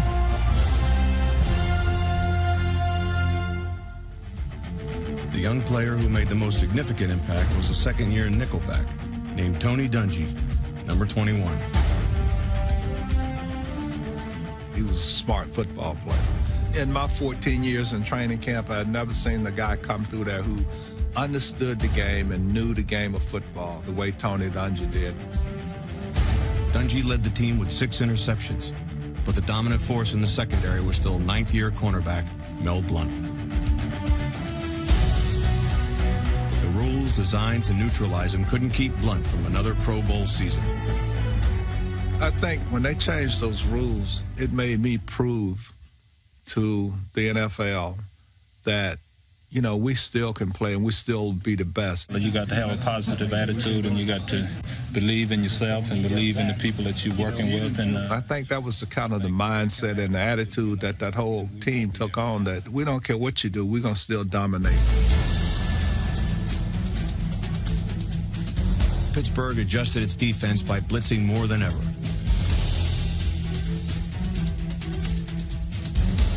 The Steelers gave up the fewest points in the NFL. In the regular season, they did not give up a touchdown in the first quarter. In Week 6, they recorded 5 sacks against the Falcons, and Rocky Bleier scored twice in a blowout win. And the give is to Bleier. Bleier over the right side. He's running for pay dirt. He's into the end zone for a touchdown. Bleier scored again the following week, as the Steelers improved to 7-0, their best start ever. Bleier was having one of his best seasons at the age of 32. At times, I find myself sitting in front of my locker, you know, thanking God for giving me the opportunity to be able to put this uniform on and to be able to play this game and to be able to make a living from it. It's hard to believe Bleier could ever make a living playing football. The running back was a 16th round draft choice out of Notre Dame in 1968. Near the end of his rookie season, he was drafted to fight in the Vietnam War. And so in a 24-hour period, I was a running back in the NFL to a maggot in the United States Army, the lowest of the low. And my focus basically at that moment was, okay, fine, I guess I can be the best soldier I can be. In August of 1969, a grenade explosion left Bleier with serious wounds to his leg and foot. I was in Tokyo, and I asked the doctor whether I'd come back and play. And of course, he said, no. Shortly thereafter, I got a postcard in the mail Very simple, 2 lines, and it said, Rock, the team's not doing well. We need you. Art Rooney. When you have somebody take the time and interest to send you a postcard, something that he didn't have to do, you have a special place for those kind of people. 1 year after he was wounded, Blyer reported to Steelers training camp. When he came back, he could barely walk. We watched Rocky work his tail off to get back on that football field. You'd always see him in the weight room. He was always working out. Why is he doing that? This guy can't play football. One day, Rocky was laying on the bench in the training room, and he had his shorts on, but Rocky was purple. In his chest, and his hips, and his thighs, and bruises. And Rocky practiced that day. And that left an impression on me that I just never forgot. That if he could practice with his body looking like that, and I'm sure feeling the way he was looking, then we all got to practice. Blyer worked 2 full years trying to regain a spot on the Steelers' active roster. He spent most of 1971 on the practice squad, but wouldn't give up on his NFL dream. Football for me was something I wanted to do, and so I tried to take advantage of that opportunity by doing the only thing I knew how to do, and that was to work hard so that sometime in the future you didn't have to ask yourself, what if? Blyer's dedication paid off. By 1974, he was a starter alongside Franco Harris. What he lacked in speed, he made up for in heart. Rocky was slow, real slow. One of the stories that he shared with us is that he always wanted to be fast enough so that when he ran, his hair would blow in the wind.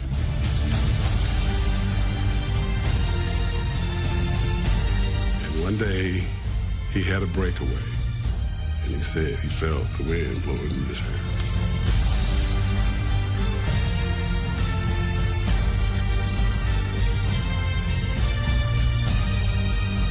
Rocky Blyer's long, unlikely road through the NFL showed no signs of ending in 1978.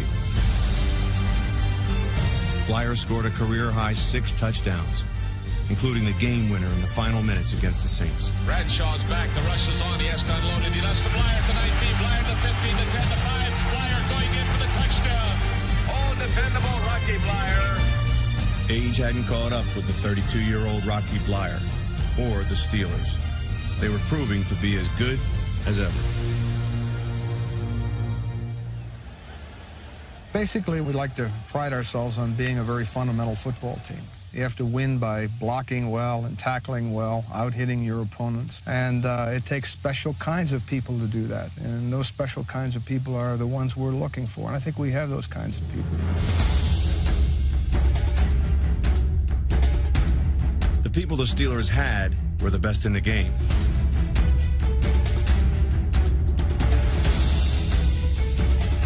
In 1978, 10 Steelers were named to the Pro Bowl. Of their 22 starters, 9 were future Hall of Famers, each drafted by head coach Chuck Noll. I don't think Chuck gets anywhere near the credit for the evaluation of talent and the orchestration of that talent on the field. He was tremendous. He was not a motivator, and I think that was actually one of the strengths of the team in that the players had to be self-motivated. There wasn't a false sense of enthusiasm. There had to be an inner fire on the guys, and I think that was evident all the way through the roster. I remember being on the sidelines with Chuck, and we're all talking, you know, you got to support your teammates, you know, and you're going, come on, guys, come on, hit them, let's go, come on, let's pick it up. Let it stop him, D! And I can remember him turning around and saying, we don't have any of that here. We don't do that here. I mean, because that lasts only this long. Because when you're out there on the field, the thing that gets you through is the habits that you create, is what you do in practice that carries on to the field. All that emotional stuff, the rah-rah stuff, doesn't win ball games. You know, how I approach it really doesn't affect how the games turn out. Let me tell you that right now. Set the record straight on that, because it happens with the players on the field. He was a man of few words, but he could look at you and you knew kind of what he meant and what you needed to do. Our pregame motivation was, okay, we had a good week of work. You know what to do. Let's be professional. Go out and get them. Halftime. All right, we made our corrections. We went over it. You know what to do. Let's go out and play the second half. That was it. Noll rarely deviated from his standard speeches. On a few occasions, he attempted to motivate his team by telling stories, with little success. Gentlemen, he said, like two squirrels. One lived high in the tree, in the branches, and the other one lived on the bottom. And what we really have to do is pull back together and go back to the basics and concentrate on good habits. And so I want you to think about that, and I'll see you guys tomorrow. Oh, what happened to the squirrels? I mean, and I'm sure the other guys are, what happened to the squirrels? He was the classic guy that couldn't tell a joke. I mean, even when he told a joke, you get to the punchline and you just look at him. And I mean, it's almost like a little kid. You know, the only thing he didn't say was, "Do you get it? Do you get it?" Noll was in no mood for jokes on a Monday night in Week 8. Oilers rookie running back Earl Campbell ran over Pittsburgh for 3 touchdowns and dealt the Steelers their first loss of the season.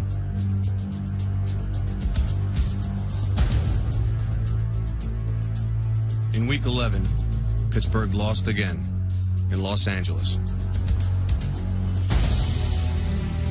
The Steelers were 9-2, but their offense was struggling. What we really needed was somebody to put their boot right up our butts. I mean, that old-fashioned yelling, screaming kind of an inspiration. But we have Chuck. I mean, we're looking for somebody, actually, who was going to explain it to us. Nothing. It was dead silence. We just figured, well, that's it. Noll was about as far from a Zen master as you could probably get.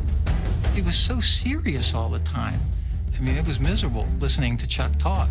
I mean, that was not his strength, but it wasn't a weakness either because of his fundamental mindset. We were amazingly well schooled in the basics. If you did things exactly as he and the assistants drew it up, it was going to work, and it did. And that's where the success came from. It didn't come from a bunch of wild banshees flying all over the place with reckless abandon. It was a controlled machine, and it was a great one. Here comes Terry Bradshaw now. Where's that? Terry. Good luck today, baby. Okay, Franco. Watch yourself. See you later. Okay. Terry Bradshaw traveled a long road to success in the NFL.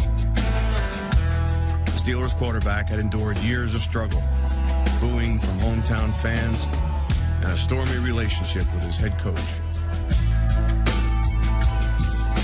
Bradshaw eventually matured into a championship quarterback. By 1978, the ninth-year passer was in his prime. 1978 kind of dawns on him what he can and can do. He can read defenses. He knows what plays to call now. And he feels very confident, I think, in his own ability and his ability to be able to change whatever Chuck might want him to do. Bradshaw was one of the few quarterbacks who called his own plays. He did a masterful job of balancing his high-powered air attack with a steady dose of running plays. And Bradshaw to draw, gives it to Harris straight through the middle and into the end zone for a Pittsburgh touchdown. They were looking for the pass. Bradshaw called it perfectly, a draw play to Franco Harris. Terry did a good job in third down conversions, running the football, throwing it, mixing it up, mixing his offense real well. So I've started going to more play action now. I've got some confidence, and today we threw on first down, we threw on third, we threw on second. We mixed it up, we ran on first, we just threw a lot of different stuff at them all the time. We trapped them sometimes and just used a lot of offense today, and we had success. Everything Bradshaw called seemed to work. The quarterback was suddenly leading a charmed life on the field. Off it, he was making country music albums. And in 1978, he appeared in the movie Hooper with Burt Reynolds. Burt, if you're watching, talk to my agent about my next movie. Make it a Western. You gonna let me be in it? Yeah. Oh, it's beautiful. Pittsburgh Steelers, the finest team around. When the weather gets cold, the black and gold are gonna be Super Bowl bound, bound, bound, bound, bound, bound. Oh, jeez.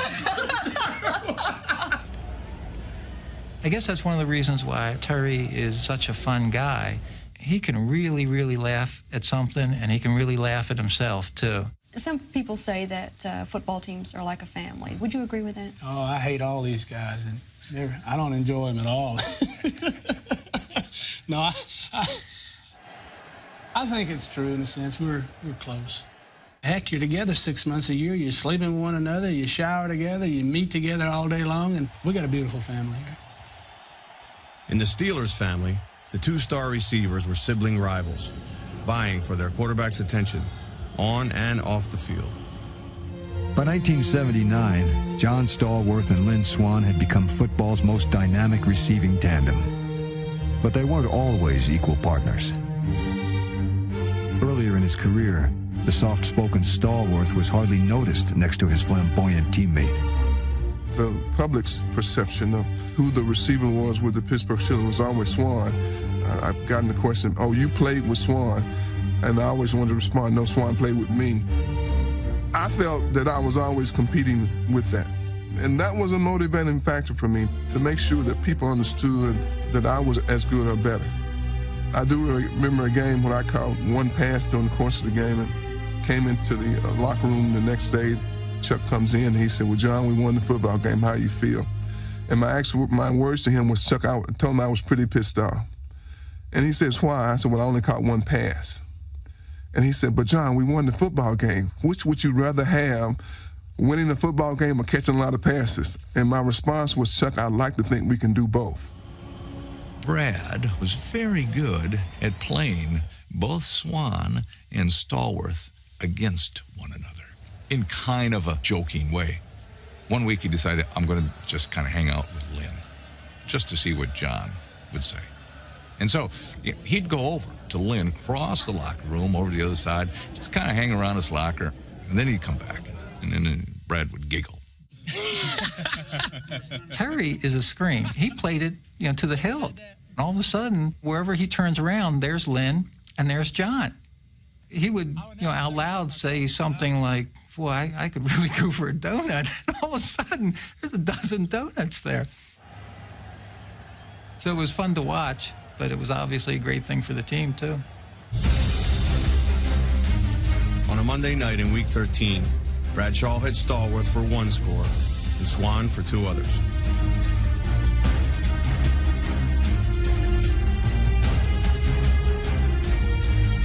The win snapped the Steelers out of their midseason slump. The following week, Pittsburgh traveled to Houston for a rematch with the division rival Oilers. It was the second time the Steelers faced Earl Campbell, and the rookie phenom got off to another fast start.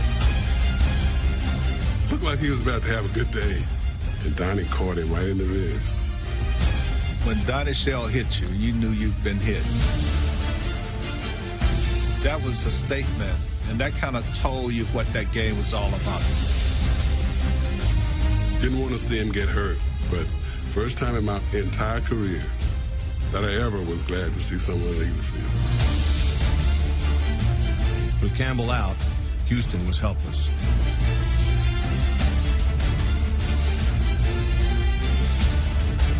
The Steelers improved to 12-2 and clinched their fifth straight division title. It was the first step towards another championship. I am hungry for another Super Bowl. We have a great opportunity here to do something no team has ever done. That's win 3 of them.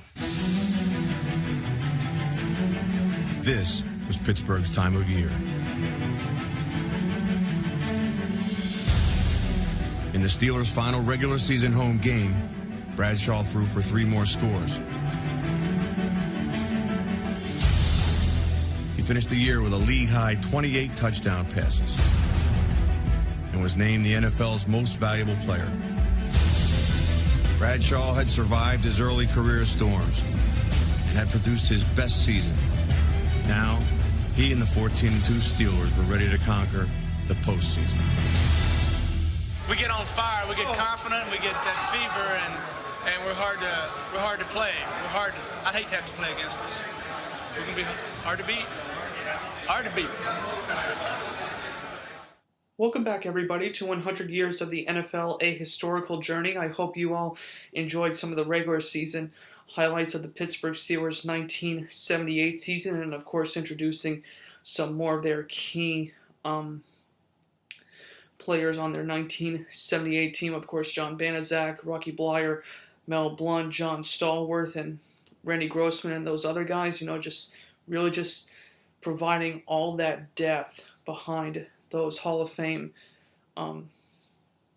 players that the Pittsburgh Steelers had in 1978 as it all came together for that magical season for them. But right before, though, we're going to show the postseason highlights. I want to talk to you a little bit about the Pittsburgh Steelers postseason schedule a little bit, and I also want to go over the final statistics for the Steelers players as well in 1978. So let's go ahead and start here with the Pittsburgh Steelers postseason schedule here. So now, like I said, in Week 16, they finished out against the Denver Broncos during the regular season, but then actually in the divisional round game, they played the Denver Broncos at Three Rivers Stadium 2 weeks after meeting them in the regular season finale. The Pittsburgh Steelers really did a phenomenal job in this game. They won a divisional round game against the Broncos by the final score of 33-10. So it was a pretty well-played game by the Pittsburgh Steelers in their first playoff game. Terry Bradshaw had 272 passing yards in that divisional round game, threw 2 touchdown passes, but also did throw an interception in that game. Franco Harris, though, had 2 rushing touchdowns in the game, and Rocky Bleier also teamed up with Harris for 131 rushing yards in that game against Denver. And then John Stallworth, Lynn, Swann, and Randy Grossman, they combined for all 272 yards of Terry Bradshaw's yardage that he passed for in that game, but they caught 16 balls from Terry Bradshaw in that game. So like I said, Grossman really doing his job after Benny Cunningham went down really early in the season, but Grossman did a phenomenal job really helping out that Pittsburgh Steelers receiving game, and he really did a phenomenal job in the postseason, starting with that divisional round game, and then Pittsburgh Steelers defense really came up big time in this game against Denver. They had 6 sacks and they had 2 turnovers in that win against Denver. Then in the AFC Championship game, the Steelers played against the Houston Oilers in this game here, and this was just not a contest at all in this game. Steelers won this game by the final score of 34-5 in this AFC Championship game. Terry Bradshaw, once again, a pretty good game for him. He had 200 passing yards in this game, 2 passing touchdowns, but also did have 2 interceptions. But Franco Harris had a rushing touchdown in this game. Rocky Bleier had a rushing touchdown in this game as well. And Sidney Thornton, Jack Delaplane, and Terry Bradshaw even got involved in the Pittsburgh Steelers running game here. They rushed for 175 yards against the Houston Oilers in the AFC Championship, and Lynn Swann had a receiving touchdown, and John Stallworth had the other receiving touchdown,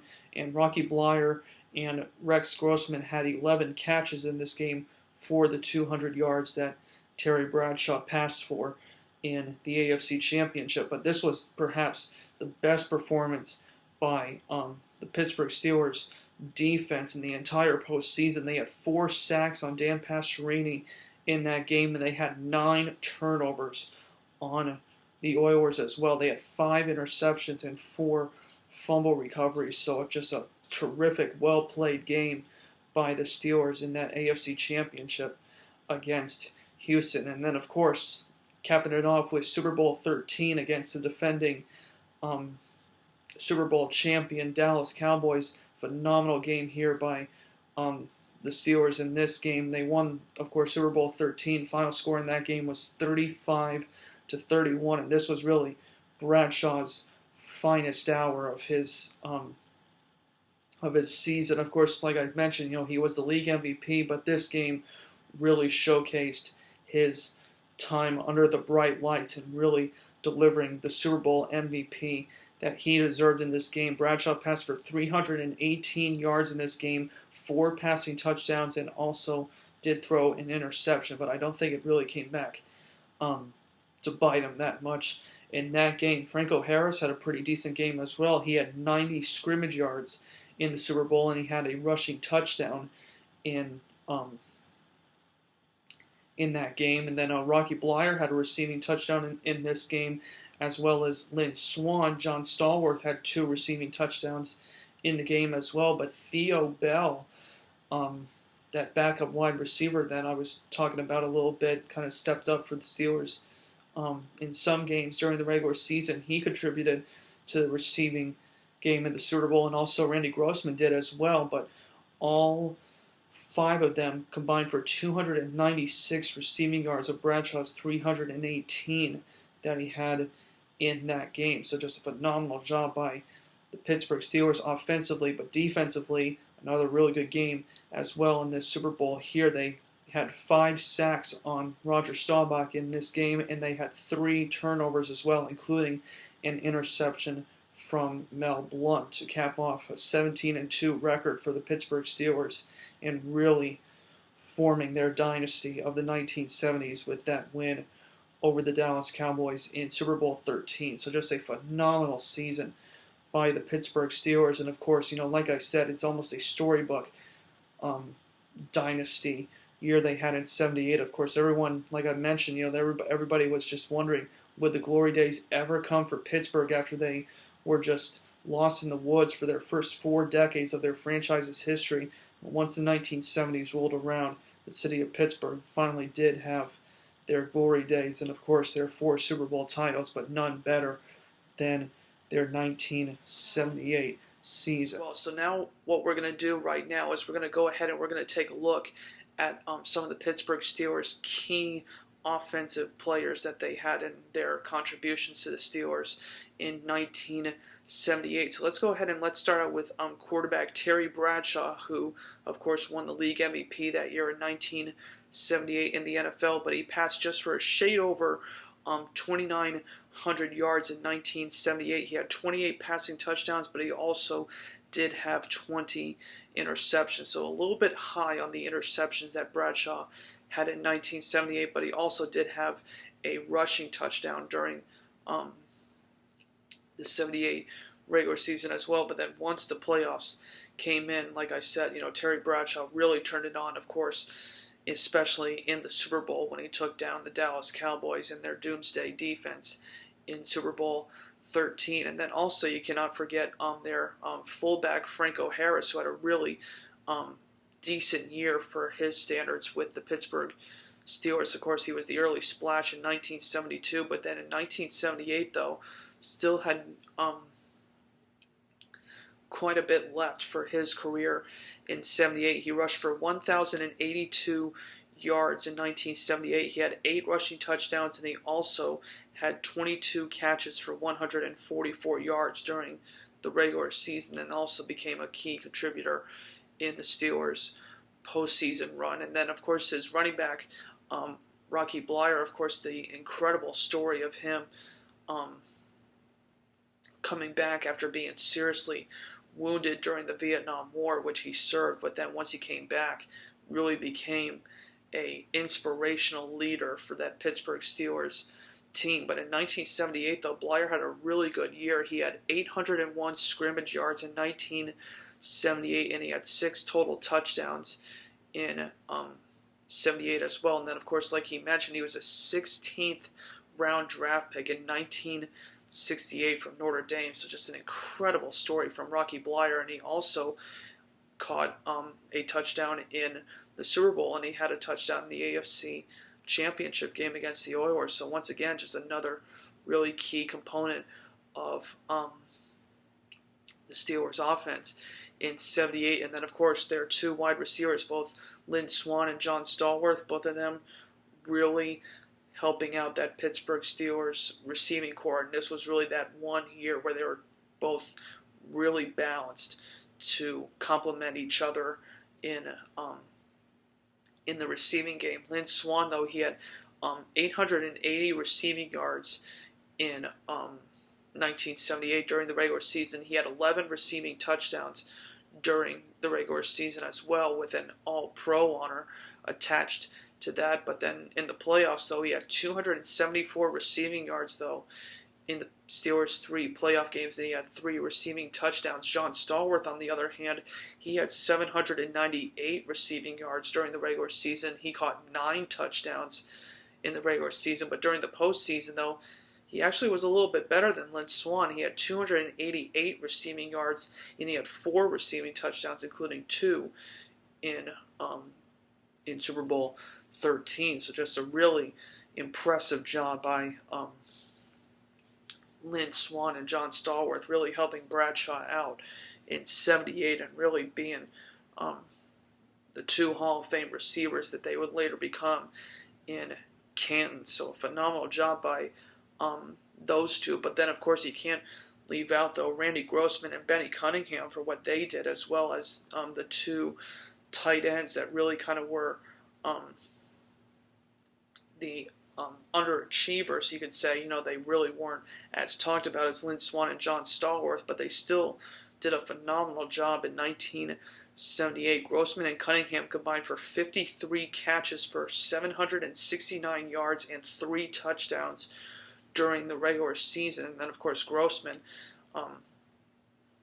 as he mentioned in America's Game, he was an undrafted free agent from Temple University, and during the postseason, he also contributed pretty nicely as well, with 9 catches for 136 yards. And then, of course, Benny Cunningham, of course, he got dinged up a little bit early in the season and was lost for the year. But, of course, Cunningham was really the big splash. But then Grossman was the one who really took over in Cunningham's role. But both of them really key contributors, though, to that Pittsburgh Steelers offense, along with Theo Bell and Jim Smith and some of those other guys I touched base on as well. Of course, Jack Delaplane and even Rick Moser as well for the Steelers. And, of course, mentioning about Theo Bell, he had a receiving touchdown during the regular season, and he had 21 punt returns as well. He was the Steelers' primary punt returner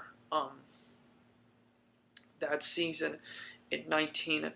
So now what we're going to do is we're going to take a look at some of the Steelers' key defensive players that they had in 1978. Of course, we talked about their steel curtain defensive line a little bit. We talked about, of course, their 2 big guys, of course, L.C. Greenwood and Joe Greene in 1978. Both of them earned Pro Bowl selections that year, and Dwight White also was a key member of that Pittsburgh Steelers defensive line. But also, as you saw in the America's Game video, they also had another pretty good defensive lineman named John Banaszak as well, who really helped out with the Steelers that year in 1978 and then in 1979. So it was a really well-formed defensive line that the Steelers had in 1978. But then, of course, their linebacking core, tremendous that year in 1978 as well. Of course, you have the 2 Hall of Famers, Jack Ham and Jack Lambert. Jack Ham in 1978, he had 3 interceptions, and he earned both Pro Bowl and All-Pro honors that year in 1978. Jack Lambert, on the other hand, he had 4 interceptions, but only earned a Pro Bowl honor that season in 1978. And then we also mentioned about that other linebacker, kind of when we talked about the early Steelers draft class years, linebacker Lauren Toews had an interception, and he was one of those 1973 draft class, but he was really kind of that one linebacker who kind of learned from Andy Russell, and we kind of mentioned about some of the key players that they needed to draft for depth. And, of course, Lauren Toews was really the big linebacker star for the Steelers. That really wasn't talked about as much as Jack Ham and Jack Lambert, but he did his duty, as did Ham and Lambert in 1978. All three of them did a phenomenal job with 8 combined interceptions between them. And then, of course, we talked about how good the Steelers' secondary unit was that season in 1978. They had some really good players on their staff. Of course, we start with their cornerback, Tony Dungy, who they mentioned a little bit in the America's Game. He had 6 interceptions in 1978, and then, of course, really before becoming the great coach that he became for the Tampa Bay Buccaneers and later the Indianapolis Colts. He was an undrafted free agent, though, from the University of Minnesota in 1977. And of course, like I mentioned, just what he took from Chuck Noll as his short term as a player with the Pittsburgh Steelers, still did a phenomenal job with his coaching legacy. But then in 1978, though, it was a really big part of that Pittsburgh Steelers secondary unit. And then, of course, we also talked about cornerback Mel Blount, who had a pretty good season in 1978 for his Hall of Fame career. He had 4 interceptions and earned a Pro Bowl selection that year in 1978. But there was also another cornerback, though, who had a pretty good season as well. He was actually a member of the 1978 rookie class for the Pittsburgh Steelers in 78. His name was Ron Johnson, and he had 4 interceptions in 78, and he was a 22nd overall pick in that 1978 NFL draft from Eastern Michigan. So another really good find, though, by Chuck Noll, Dick Haley, and that staff that the Pittsburgh Steelers really had, and really just finding these great players in those draft picks, either if it be from MAC schools or from even lower schools, and just really finding that great trend for Pittsburgh Steelers to really capitalize on in their drafts in the later years after their Hall of Fame drafts early from 1969 through 1974. And then also their free safety, Mike Wagner, had a pretty decent season in 78. He also contributed with 2 interceptions on the Steelers secondary unit. And then, of course, their strong safety, Donnie Shell, who was recently inaugurated for the 2020 Hall of Fame class. He had 3 interceptions in 1978, and he also had a fumble return touchdown in that win over the Kansas City Chiefs early in that season in 1978. And then, of course, like I mentioned about Donnie Shell, with him being an undrafted free agent from South Carolina State in 1974. Once again, just really keep finding these guys and really providing that extra layer of depth on the Steelers' offense and defense. The Steelers coaches really did phenomenal jobs with finding these guys that were really big parts for the Steelers in the later years of the 1970s. And then, of course, lastly, we can't forget the Pittsburgh Steelers special teams units here. We'll start with their kicker, Roy Gerela here. He had a pretty weak year, though, in 1978. He was a pretty good kicker for the Steelers in their 74 and their 75 Super Bowl runs. But in 1978, though, Gerela was 12 of 26 on field goal attempts that year, but he did a really good job with extra points. He was 44 of 45 on extra points in 1978, and he was actually signed by the Pittsburgh Steelers in 1971. He actually began his career with the Houston Oilers in 1969 and 1970 before the Steelers grabbed him in 1971. But 1978, though, was kind of the 1 weak year for Roy Gerela, and then in 79 he actually was replaced with Matt Barr that year in 79. So 1978 was Gerela's last year in Pittsburgh. But they also had that punter that was key to the Steelers' 2 Super Bowls in 1978 and 1979. His name was Craig Colquitt. Now, of course, Colquitt, kind of mentioning, Dustin Colquitt, who recently won the Super Bowl with the Kansas City Chiefs last year. And then, of course, Dustin's brother, Britton Colquitt, he won a Super Bowl with the Denver Broncos in 2015. But their father, Craig Colquitt, he was a member of the Steelers' 1978 and 1979 Super Bowl squads. So kind of the first family of punters, you could kind of say, in NFL history. So really interesting family history of the Colquitts here. But Craig, though, he had a pretty good year, though. In 1978, he had 66 punts, and he averaged 40 yards per punt during the 78 season. So pretty average numbers, but still pretty good punter numbers for Craig Colquitt that year in 78. And the Steelers, they drafted him also in the 1978 NFL draft. He was a third-round pick from the University of Tennessee that year in the 78 draft class. And they also had two other really good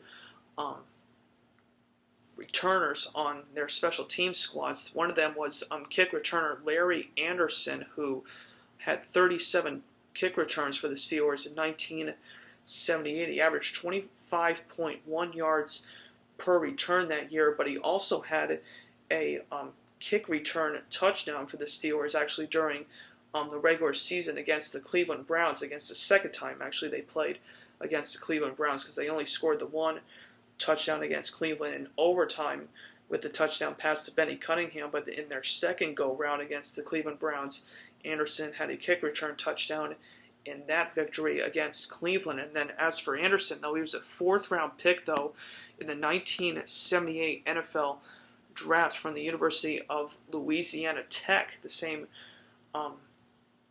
college that Terry Bradshaw was drafted from in 1970. And, of course, Larry Anderson, he was also a backup defensive back for the Steelers that year in 1978. So a really decent year for Larry Anderson. But they also had another primary punt returner who kind of split time with Theo Bell in 1978. His name was Randy Rudershon, and he was a sixth-round pick actually from the University of Pittsburgh in 1978. He was a local product that the Steelers drafted in 1978. And Rudershon, he had 20 punt returns that year in 1978, averaged 7.4 yards per return for that year for the Pittsburgh Steelers. And like I said, he split time with Theo Bell a little bit, and he also was, of course, a key component for the Steelers class in 1978. So just like I said, just phenomenal work by Chuck Noll, Dick Haley, the Rooney family, and just really finding those guys that really set up the Steelers dynasty years of their Super Bowls from 74, 75, 78, and 79. All these guys that were really big-time playmakers for the Steelers in 1978. Of course, it was humble beginnings for the Steelers right at the start, but then once the 1978 season rolled around, the Steelers wanted to show the rest of the NFL why they were the best team in the 1970s, and they proved it with just phenomenal depth across the offense, the defense, and the special teams, and really formed one of the greatest teams of all time in the history of the Super Bowl era. This is Myron Cope along with Jack Fleming bringing you the Steelers' first playoff battle against the Denver Broncos. The Steelers remind you of those 74 and 75 Super Bowl championship Steelers. They have that tough defense, in this year an extra dimension in the passing game. Terry Bradshaw, a great year. This year we've had a revival of the Terrible Towel. The Terrible Towel is poised to strike. So are the Steelers. The Steelers are so great, and they play the best of all to take our Pittsburgh to the Super Bowl.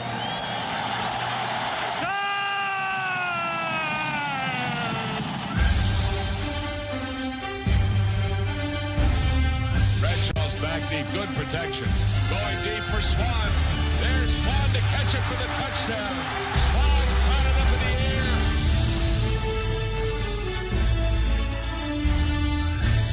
Deep in the end zone, there's Stallworth with a man with him, and Stallworth caught it for the touchdown.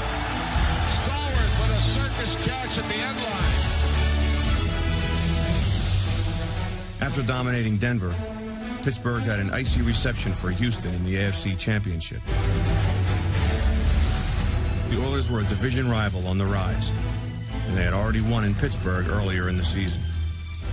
Whenever you're competing and somebody think that they're on your level, it's an incentive to prove to them that they are not. We just wanted to prove to them that they can't compete with us. I don't know if they had a chance.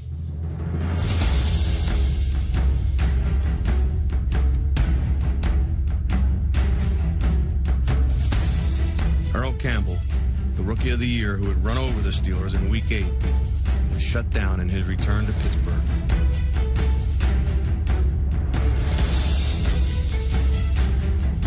Joe Greene, Mel Blount, and the defense punished Houston. Both teams were punished by the elements.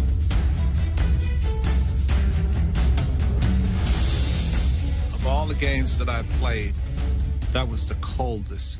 Anytime you hit the turf, you just got wet. And there was no way of getting rid of that wet, cold feeling.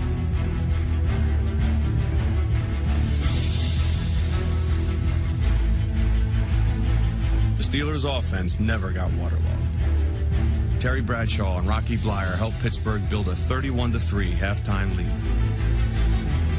Rocky breaks a tackle, stumbles, comes over the right side, the 10, the 5. He's headed for the goal line. Touchdown! Rocky Bleier on a slant up the right side. In the third quarter, Bleier began feeling effects of the weather. I was on the sidelines trying to get warm, and I started to shiver. You know, your jaw just starts to click back and forth, and you have no control, and you're just going, and you can't get warm. Team doctor was standing there. And Doc says, well, I think maybe we should send you in. Well, outwardly I'm going, oh, no, I can play the game. Inwardly I'm going, yes, I want to go in. I want to go in. So he said, okay, fine. I got to tell Chuck that I'm taking you in. And I'm going, oh, don't tell Chuck. Let's just go in. Chuck's standing on the sidelines, taps him on the shoulder. He said, Chuck, I'm sending Bleier in. He goes, why? Well, he's cold. Oh, I could have died. But I get to go in. The Steelers that remained outside were soon warmed by thoughts of a trip to Miami for Super Bowl 13. We got the best offense, the best defense, the best QB, the best running back, the best everything, best coaching staff, best front office, and we got the terrible time. What more do we need? Hey, third ring. After a 2-year absence from the Super Bowl, the Steelers were headed back. They once again had the look of a champion. Super Bowl 13 was a meeting of NFL superpowers. The Steelers had beaten Dallas 3 years earlier in Super Bowl 10. Now, the Cowboys were defending champions. Dallas's sleek, sophisticated style was in direct contrast to that of the blue-collar Steelers. We didn't like each other. The Cowboys just had this mindset that almost like they were better than everybody else.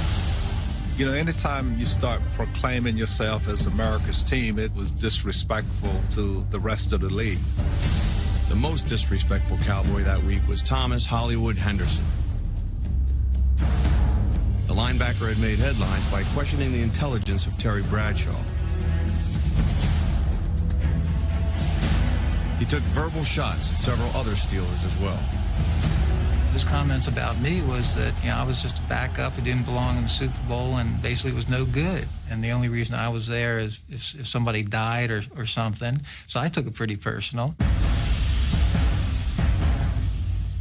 When somebody actually questions your ability as a player, I mean, that's a throwdown sort of event. So from my perspective, I was really looking forward to the game.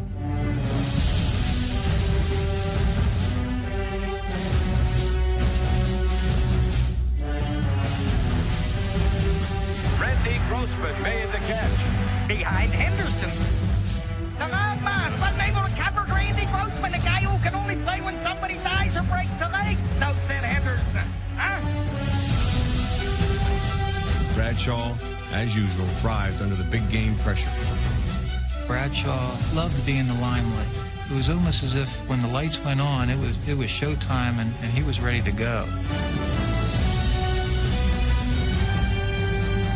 Bradshaw hesitates and then throws deep for Stallworth in the end zone. Touchdown, Pittsburgh! Johnny Stallworth caught it between two Dallas Cowboys. But a win wouldn't come easy for Bradshaw and the Steelers. Super Bowl 13 turned into an epic back-and-forth struggle. One big play after another, produced by the game's biggest stars. I'll tell you, I'm out of breath because this is some kind of a Super Bowl. Staubach is back deep, and he winds up and throws. Intercepted by Blount at the 20. Mel Blount came up with the interception. Hear that ball, get after their out. Joe Greene broke through to nail Staubach and caused the fumble. Doggone it, Steve did have his mitts on that football, but he couldn't quite handle it. I think I played probably a quarter of that game being incoherent. They had this big guard. There was one play where he caught me on the chin with his helmet. I can't remember a whole lot after that. I was out. But I never left the game. It was a game no one would want to leave early, as each player seemed to stretch beyond his limits. Bradshaw rolling to the right. Thereafter, he throws on the move into the end zone. Caught for a touchdown to Rocky Blyer.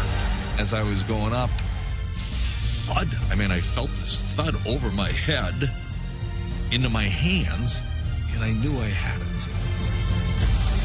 Great leaping fingertip catch by Rocky Blyer, who has never been known as a Lynn Swann. It's like a 3-second play. But Rocky can talk about that play for 30 minutes. People didn't think I could jump that high. As I like to tell people, I don't know, it was 18, 19, 20 feet. I'm so sick of this Rocky Blyer skying to get this ball. But it was a good catch. When you go back and look at Super Bowls over the years, they won't find a better first half than this one. The second half was equally dramatic and even more emotional. Thomas Henderson came in to nail Terry Bradshaw. It was whistle dead. When Thomas Henderson hit Bradshaw after the whistle, running back Franco Harris came to his quarterback's defense. It gets in Franco's face, and Franco responds. Well, Franco's a very easygoing guy. He doesn't say a lot. And he comes back into the huddle, and this is the first time I've ever heard Franco really say anything. He's got this look on his face, and all he says is, "Give me the ball." Terry Bradshaw, give me the ball to Franco through the middle, then over the 15 to 10 to 5, touchdown Pittsburgh. And the big guy went straight ahead through the hole. Boom! I mean, he hits that hole before anybody reacts, and we score. And Franco would not be stopped. He galloped through their legs, pumping, eyes racing, stuff laser. No one could have got that for that time. You know what? Just because they drove Bradshaw. On Pittsburgh's next possession, Bradshaw completed his 4th touchdown pass.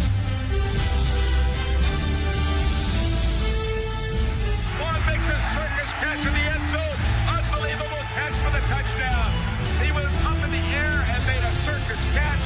He looked like a flying circus.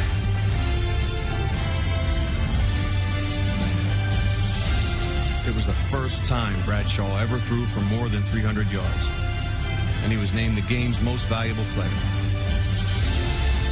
Super Bowl 13, captured by the Pittsburgh Steelers. First team in the history of the NFL to win it 3 times. An incredible season. Some teams you see, they're celebrating, they're shaking champagne and spraying champagne all over each other. We never did that. I think the ball club as a whole played well. My feeling was that we won the Super Bowl. That's what we're supposed to do. I guess it was just a different mindset of the team. None of the Super Bowl wins felt like conclusions, like it was the end. It was just another point on the path. I said one thing about to our football team after the game, and I sincerely believe it. I don't think we've peaked yet. And we're looking forward to even bigger and better things. Yeah. Congratulations. The following year, the Steelers would win a 4th Super Bowl title. I consider myself very, very lucky and blessed. When I got into business, I wanted to be a part of the best team and to win. The motivation was always Super Bowl. More proud of this team than perhaps other ones? As proud. As proud. Thank you. Okay, thanks, Jim. Whether they were Hall of Famers or role players, every Steeler shared the same drive to be a champion. I mean, it's almost like it was a wrinkle in time. It almost gives me the shivers thinking about it. That many good people came together at that point in time. I don't think there ever was, and I'm sure there never will be again, a team of that magnitude of quality people and athletes. That probably was the pinnacle of the 70s teams. Welcome back, everybody, to 100 Years of the NFL, a historical journey. We're just going to wrap up here with our conversation on the 1978 Pittsburgh Steelers after I was able to show you, of course, their highlights of their postseason, including their victory over the Dallas Cowboys in Super Bowl 13. So just once again, though, this 1978 Steelers team, just a lot of great talent, a lot of great depth, and of course Terry Bradshaw finally becoming the MVP quarterback that Chuck Noll saw in him when he drafted him from Louisiana Tech in 1970. But here's the deal, though. How does this 1978 Steelers team compare, though, to our next team in the 1981 Cincinnati Bengals in the AFC North? That will be our next team on our 100 Years of the NFL, a historical journey video podcast. Now, of course, you're going to kind of scratch your head a little bit of why I said the 1981 Bengals. Well, here's the deal, though.